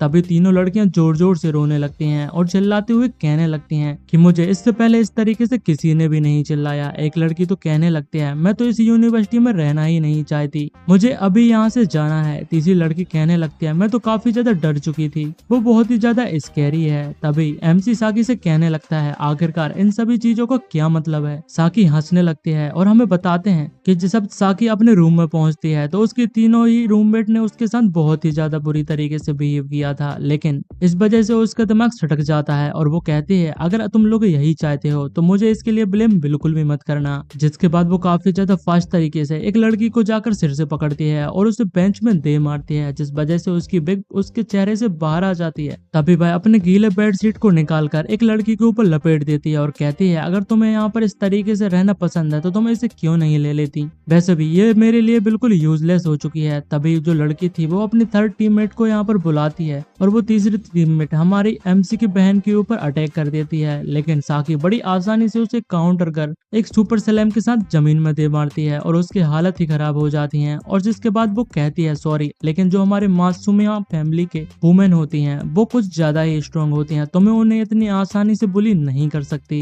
इन सभी चीजों को सुनने के बाद एमसी भी सोचने लगता है कि हमारी जो फैमिली का जब फिश फार्मिंग का बिजनेस था उसमें जो फिश पकड़ने का जॉब था वो हमेशा से साकी ही किया करती थी। हमारी साकी काफी ज्यादा वाइल्ड है, इस बारे में तो मैं भूल ही चुका था। जिसके बाद वो मुझसे कहने लगता है क्या तुम्हें ये सारी चीजें स्ट्रेंज नहीं लगती, मेरी सिस्टर इस तरीके की लड़की बिल्कुल भी नहीं है जो स्टार्टिंग से वॉयलेंस यहाँ पर यूज करे, वो भी बिना किसी प्रोवोकेशन के। तभी टीचर एमसी से कहने लगती है क्या तुम मेरे साथ यहाँ पर आ सकती हो। वो उसे एक प्लेस पर ले जाकर कहने लगती है तुमने यहाँ पर सही कहा, मे भी अदर जो है उन्होंने इस इंसिडेंट को यहाँ पर क्रिएट किया होगा, लेकिन हमारे पास गवाहों की काफी ज्यादा कमी है क्योंकि जो सारी गर्ल्स उसके रूम में मौजूद थी वो साकी को इस चीज को एडमिट करने के लिए फोर्स कर रही हैं और हम कुछ भी नहीं कर सकते। तो यहाँ पर सिर्फ एक ही सॉल्यूशन है, यहाँ पर साकी को उन सभी लोगों से माफी मांगना होगा या फिर तुम लोगों को रिकाउंसिल करना होगा। जिसके बाद वो कहती है अगर तुम ऐसा करते हो तो ये तुम्हारे लिए सही होगा क्योंकि हमें यूनिवर्सिटी को भी आंसर देना पड़ता है और इसमें मैं तुम्हारी और भी ज्यादा मदद बिल्कुल भी नहीं कर सकती।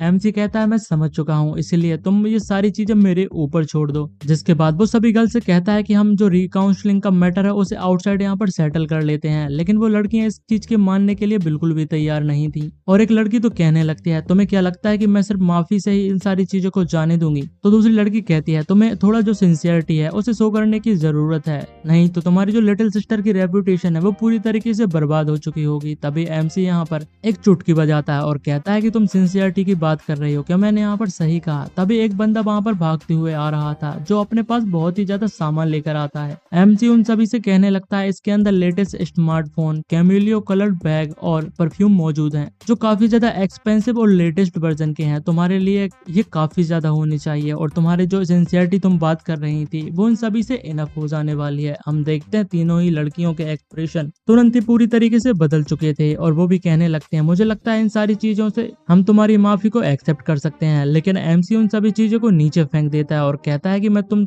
लोगों को ये सारी चीजें देने के लिए तैयार हूँ, लेकिन तुम्हें उससे पहले यहाँ पर एक चीज मेरे लिए करनी होगी। लेकिन उन लड़कियों को कुछ समझ में नहीं आ रहा था। एमसी कहता है तुम मुझे बताओ आखिरकार मेरी सिस्टर के साथ ये सारी चीजें करने के लिए तुमसे किसने कहा था, वो कौन बंदा था। ऐसा तो है नहीं कि तुम लोगों ने जानबूझकर ये सारी चीजें की होंगी, और अगर तुम लोग बताना नहीं चाहती तो मेरे पास और भी ज्यादा तरीके हैं तुम लोगों से उगलवाने के लिए। जिस वजह से एक लड़की कहने लगती है हमारे जो प्रॉब्लम है वो साकी के साथ बिल्कुल भी नहीं है, हमें बस एक मेल स्टूडेंट जो हमारे सेम डिपार्टमेंट में पढ़ता है उसने उसे हैरेस करने के लिए दिया था, और वो उसकी फोटो भी बता देती है जो कि सेंजी यामाडा होता है जो हमें पिछले चैप्टर्स में भी दिखाया गया है। और अगर आपने इसको नहीं देखा है तो आप प्रीवियस एपिसोड जरूर से देख लीजिएगा। एमसी को काफी ज्यादा गुस्सा आ जाती है और सीन शिफ्ट हो जाता है, हमें वुमेन डॉर्मेट्री के अंदर दिखाया जाता है। एमसी उसके सामान को समेटने लगता है और कहता है कि हमें आज डॉर्मेट्री को खाली करना होगा, तुम और भी ज्यादा लंबे समय तक यहाँ पर नहीं रह सकती। साकी कहने लगते हैं तुम्हारा बहुत शुक्रिया यूं तो। जिसके बाद मैं यहाँ पर अपार्टमेंट को ढूंढ लेती हूँ और मुझे कोई ना कोई मेरे साथ रहने के लिए मिल ही जाएगा। जिसके बाद हमें सीन शिफ्ट होता है और एक लड़की को दिखाते हैं जो अपने पाइप को ठीक करने की कोशिश कर रही होती है। इसको भी हमने पहले चैप्टर्स में देखा था, एमसी का इसके साथ एनकाउंटर हुआ था जिसकी नजर साकी के ऊपर पड़ जाती है और साकी भी उसे पहचान लेती है। वो कहती है यामाडा सेनपाई क्या तुम भी यहाँ पर रहती हो। यामाडा कहती है साकी चान आखिरकार तुम यहाँ पर क्या कर रही हो।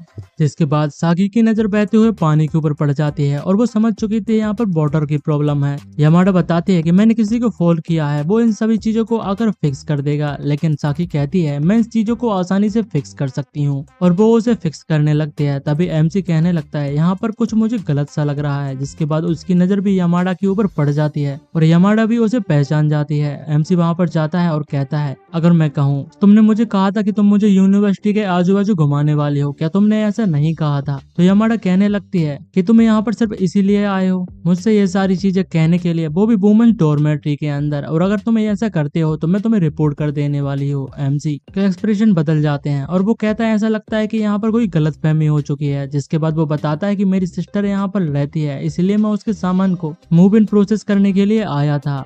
तो यमाडा भी समझ जाती है। तभी सिस्टम एमसी को बताता है जो तुम्हारे सामने पर्सन मौजूद है उसका एक खराब इंडिविजुअल एडवांटेज लेने वाला है, तो प्लेयर तुम्हें उसके लिए उसे प्रोटेक्ट करना होगा। एमसी को कुछ समझ में नहीं आ रहा था। तभी साकी आती है और कहते हैं यूटो क्या तुम यहाँ पर यमाडा सेनपाई को जानते हो पहले से? यमाडा सेनपाई, मैंने तुम्हारे पास को वो पाइप को फिक्स कर दिया है। तो यमाडा कहने लगती है वो भी तुमने इतना जल्दी यहाँ पर? तभी साकी एमसी से कहने लगती है आखिरकार क्या प्रॉब्लम है? एमसी अभी इस बारे में सोच रहा था कि ट्रिक्ड बाय समवन, आखिरकार इन सभी चीजों का क्या मतलब है। हम देखते हैं वो जैसे ही पाइप को चेक करती है जो कि साकी ने यहाँ पर अभी अभी फिक्स किया था, तुरंत ही उसमें से पानी निकलने लगता है और यमाडा के पूरे कपड़े पूरी तरीके से भीग जाते हैं और साकी हंसने लगती है और कहता है ऐसा लगता है कि मैंने इसे अच्छे से फिक्स नहीं किया था। एमसी समझ जाता है कि उसने मुझे उसे बचाने के लिए कहा था, लेकिन उसके पास कोई इन्फॉर्मेशन नहीं थी। आखिरकार मैं उस तरीके से कैसे एक्ट कर पाता, और वो अभी भी यमाडा के बारे में ही सोच रहा था। साकी भी कहने लगती है क्या तुम यमाडा सेनपाई के बारे में बात कर रहे हो? डोंट वरी माय ब्रदर, जो तुम्हारी हैप्पीनेस है वो मेरी हैप्पीनेस है, इसलिए मैं उसे पाने के लिए तुम्हारी पूरी मदद करने वाली हूँ। और तुम्हारा जो यमाडा सेनपाई के बारे में इन्फॉर्मेशन हासिल करना है वो तुम मेरे ऊपर छोड़ सकते हो। जिसके बाद हम यमाडा को देखते हैं जो साकी से कहने लगती है पाइप कम्प्लीटली तरीके से फिक्स हो चुका है, और साकी भी उन सभी चीजों के लिए माफी मांगने लगती है और कहती है मैं तुम्हारे साथ यहाँ पर अभी अभी जो हुआ उसकी माफी मांगना चाहती हूँ, क्या तुम मेरे साथ यहाँ पर एक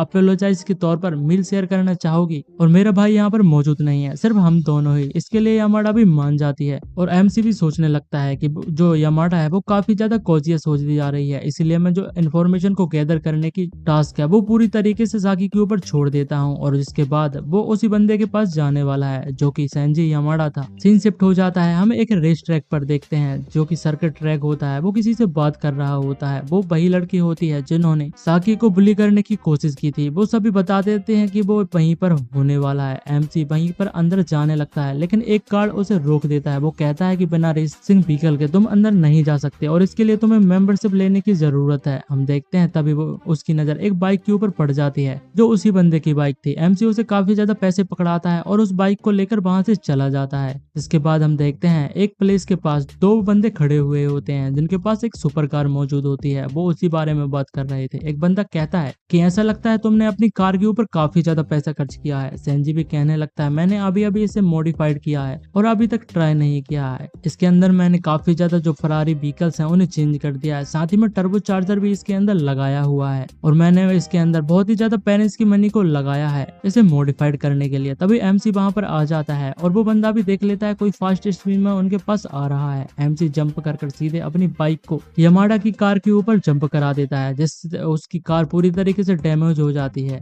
और एमसी कहने लगता है इसे तो मैंने बस थोड़ा ही हिट किया है और वो पूरी तरीके से खराब हो चुकी है, ये कार किसी काम की नहीं, इसे तुम यहाँ पर फेंक सकते हो। यमाडा काफी ज्यादा शॉक्ड था और कहता है कि मैंने अभी अभी यहाँ इसकी पहली रेस को भी कंप्लीट नहीं किया था, तुम जल्दी से मेरी कार के ऊपर से यहाँ पर नीचे उतर जाओ। और उसके एक्सप्रेशन आप देख ही सकते हैं, वो काफी ज्यादा फ्रस्ट्रेशन से भरे हुए होते हैं और उसी को समझ में भी नहीं आ रहा था। उसके अभी अभी लगाए हुए सारे पैसे एक ही बार में वेस्ट होते हुए दिखाई दे रहे थे। वो उसकी कार की तरफ देखने लगता है और कहता है ओ माय बिलव्ड कार, मैंने तो तुम्हें अभी ड्राइव भी नहीं किया था और तुम्हारी हालत ऐसे हो चुकी है। एमसी कहता है कि आखिरकार ये कितने की होगी, मैं इसे कम्पनसेट कर सकता हूँ। लेकिन उससे पहले वो यमाडा की कॉलर को पकड़ कर खींचने लगता है और कहता है कि तुम्हें मेरी सिस्टर को बुली करने के मैटर को सेटल करना होगा। और यमाडा भी हमारे एमसी को पहचान जाता है और कहता है कि अगर तुम मेरे फ्रेंड के साथ पहले से पंगा नहीं लेते और ना ही उसे ओवरसीज जाना पड़ता तो मैं तुम्हारे साथ ये सारी चीजें नहीं करने वाला था। और अगर तुम चाहते हो इस मैटर को सॉल्व करना तो हम इसे रेस ट्रैक पर सॉल्व कर सकते हैं। अगर तुम जीत जाते हो तो मैं तुम्हारे सामने माफी मांगने वाला हूँ और साथ ही में तुम जो कहोगे मैं करने वाला हूँ। लेकिन अगर मैं जीत जाता हूँ और तुम हार जाते हो तो तुम मेरे सामने घुटने टेक कर माफी मांगोगे और साथ ही में जो कार मेरी डैमेज हुई है उसे भी तुम पूरी तरीके से फिक्स करोगे। एमसी मान जाता है लेकिन कहता है कि तुम्हें मेरे सामने नहीं, अगर मैं जीत जाता हूँ तो मेरी सिस्टर के सामने तुम्हें घुटने टेक कर माफी मांगनी होगी। तो यामाडा भी इसके लिए मान जाता है और कहता है क्या तुम्हारे पास रेस करने के लिए कार मौजूद है। एमसी कहता है मैं स्कूटर से करने वाला हूँ, तुम्हें चिंता करने की कोई भी जरूरत नहीं। यामाडा कहता है कि तुम सच में यहाँ पर एक पागल तरीके के बंदे हो। उनकी रेस स्टार्ट हो जाती है, 3 कार्स वर्सेस एक स्कूटर। हम देखते हैं कार काफी ज्यादा स्पीड में आगे निकलने लगती है। यामाडा सोचता है कि मैंने इतनी ज्यादा पैसों को इस कार के ऊपर खर्च किया है, ये अब ऐसा लग रहा है कि वो काफी ज्यादा मैंने अच्छा काम किया था। कार काफी ज्यादा स्पीड में आगे बढ़ रही थी, लेकिन उसे अभी भी एमसी के ऊपर काफी ज्यादा गुस्सा आ रहा था। वो उससे कहने लगता है कि तुम्हारी जो बाइक है वो काफी ज्यादा पीछे रह चुकी है, तुम मेरा सामना बिल्कुल भी नहीं कर पाओगे। क्या तुम्हें लगता है कि तुम इससे रेस को जीत सकते हो? तुम्हें तैयार हो जाना चाहिए घुटने टेक कर मुझसे माफी मांगने के लिए। लेकिन एमसी कहता है कि आगे जाना का क्या मतलब है कि तुम मुझसे यहाँ पर कहीं भी नहीं जीत सकते, ना ही तुम कहीं पर जा सकते हो। जिसके बाद वो किसी को कॉल करता है और कहता है क्या तुम रेडी हो? तभी बहुत से हेलीकॉप्टर वहां पर आ जाते हैं और उसमें से एक बंदर शूरिकेन को रोड के ऊपर फेंक देता है, जिस वजह से कार्स के टायर पंचर हो जाते हैं और कार्स एक साइड जाकर लग जाती हैं। और वो सभी लोगों को समझ में नहीं आ रहा था कि आखिरकार जो शूरिकेन है वो रोड पर कहां से आ सकते हैं, क्या रोड को कोई चेक नहीं कर सकता है। हम देखते हैं यामाडा काफी ज्यादा मुश्किल से वहां से बच जाता है। उसकी कार को अभी कुछ नहीं हुआ था और वो स्पीड में आगे बढ़ते जा रहा था, लेकिन तभी एमसी उसे क्रॉस कर जिगजैग में काफी ज्यादा आगे निकल जाता है। और यामाडा को समझ नहीं आ रहा था कि आखिरकार शूरिकेन से उसे कोई फर्क क्यों नहीं पड़ा। एमसी को याद आने लगता है कि उसकी जो स्कूटर राइडिंग स्किल है उसने यहाँ पर डिलीवरी जॉब्स कर को सीखी है, जहाँ उसे कम समय में काफी ज्यादा डिलीवरीज करनी होती थी, इसलिए वो स्पीड बाइक को भीड़ के अंदर चलाता था। इस वजह से उसकी राइडिंग स्किल काफी ज्यादा अच्छी हो चुकी थी। लेकिन जो यामाडा था वो काफी ज्यादा गुस्से में आ जाता है और कहता है कि मैं उसे कभी भी जीतने नहीं दे सकता, मुझे इस चीज को यहाँ पर जीतना होगा। और अगला जो कर्व था वो इस चीज को डिसाइड करने वाला था। हम देखते हैं यामाडा अपनी कार को बिल्कुल भी स्लो नहीं करता, वो एमसी की बाइक को अपनी कार से टक्कर मारना चाहता था और वो ऐसा ही करता है। और जिसके बाद हम देखते हैं एक टक्कर के बाद यामाडा देखता है कि एमसी वहां पर दिखाई नहीं दे रहा था, लेकिन तभी एमसी यामाडा के अचानक पीछे आ जाता है और कहता है कि मेरे पास अभी भी कुछ ट्रिक्स यहाँ पर मेरी स्लीव में मौजूद है। यामाडा समझ नहीं पा रहा था, तो एमसी उससे बताता है कि तुम्हें यहाँ पर इतनी ज्यादा अच्छी कार होने के बाद भी तुम मुझसे नहीं जीत सकते, तुम हार मान चुके हो, इसलिए तुम्हें अपने प्रॉमिस को निभाना होगा। वो अपने फोन को निकालकर उसकी रिकॉर्डिंग करने लगता है और कहता है कि तुम्हें अपने प्रॉमिस के हिसाब से अपोलोजाइज करनी होगी, वो भी घुटने पर बैठकर। मैं इस चीज को रिकॉर्ड करने वाला हूँ। तो यामाडा कहता है कि तुम्हें नहीं लगता कि तुम कुछ ज्यादा ही यहाँ पर कर रहे हो, तुम मुझे ऐसे ही जाने दे सकते हो। लेकिन एमसी कहता है कि तुम ही थे जो जिसने ये सारी चीजें सलाह दी थी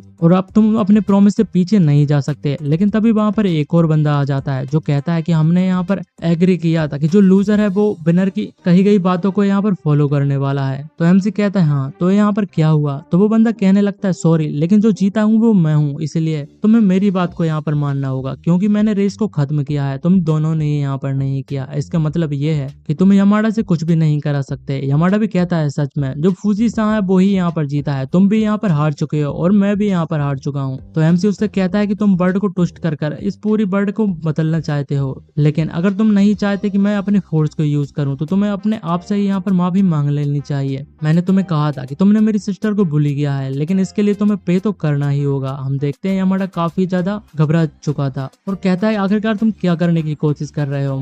मुझे अपने माता पिता ने भी कभी भी हिट नहीं किया, तुम मुझसे दूर हो जाओ। लेकिन तभी एक लड़की उसके पीछे आ जाती है, जिसे देखकर यामाडा भी शॉक्ड हो जाता है और वो और कोई नहीं बल्कि यामाडा सेनपाई होती है। उसका नाम सरनेम दोनों के सरनेम सेम थे और वो फैमिली मेंबर्स ही होने वाले थे। वो आकर सीधे सेंजी यामाडा को एक जोरदार थप्पड़ मारती है और कहने लगती है कि अगर तुम्हारे डैड ने यहाँ पर तुम्हें नहीं हिट नहीं किया तो मैं तुम्हें यहाँ पर डिसिप्लिन करने वाली हूँ। और जो यामाडा सेंजी था वो उसे बिग सिस कर बुला रहा था, तो जो यामाडा थी वो उसकी बड़ी बहन निकलती है। एमसी को कुछ समझ में नहीं आ रहा था, लेकिन इसी के साथ ये पार्ट एंड हो जाता है। इसके आगे के चैप्टर्स अभी रिलीज नहीं हुए हैं, जिन्हें रिलीज होते ही मैं अपलोड कर दूंगा। तो कमेंट में जरूर से बताइएगा कि ये वीडियो कैसी लगी और नेक्स्ट सीरीज को कौन सा एक्सप्लेन करना चाहिए जो न्यू के साथ काफी ज्यादा इंटरेस्टिंग भी हो, मैं उसे एक्सप्लेन जरूर से करूंगा। तो आप कमेंट में जरूर से बताइएगा। तो अभी तक के लिए टाटा एंड बाय बाय।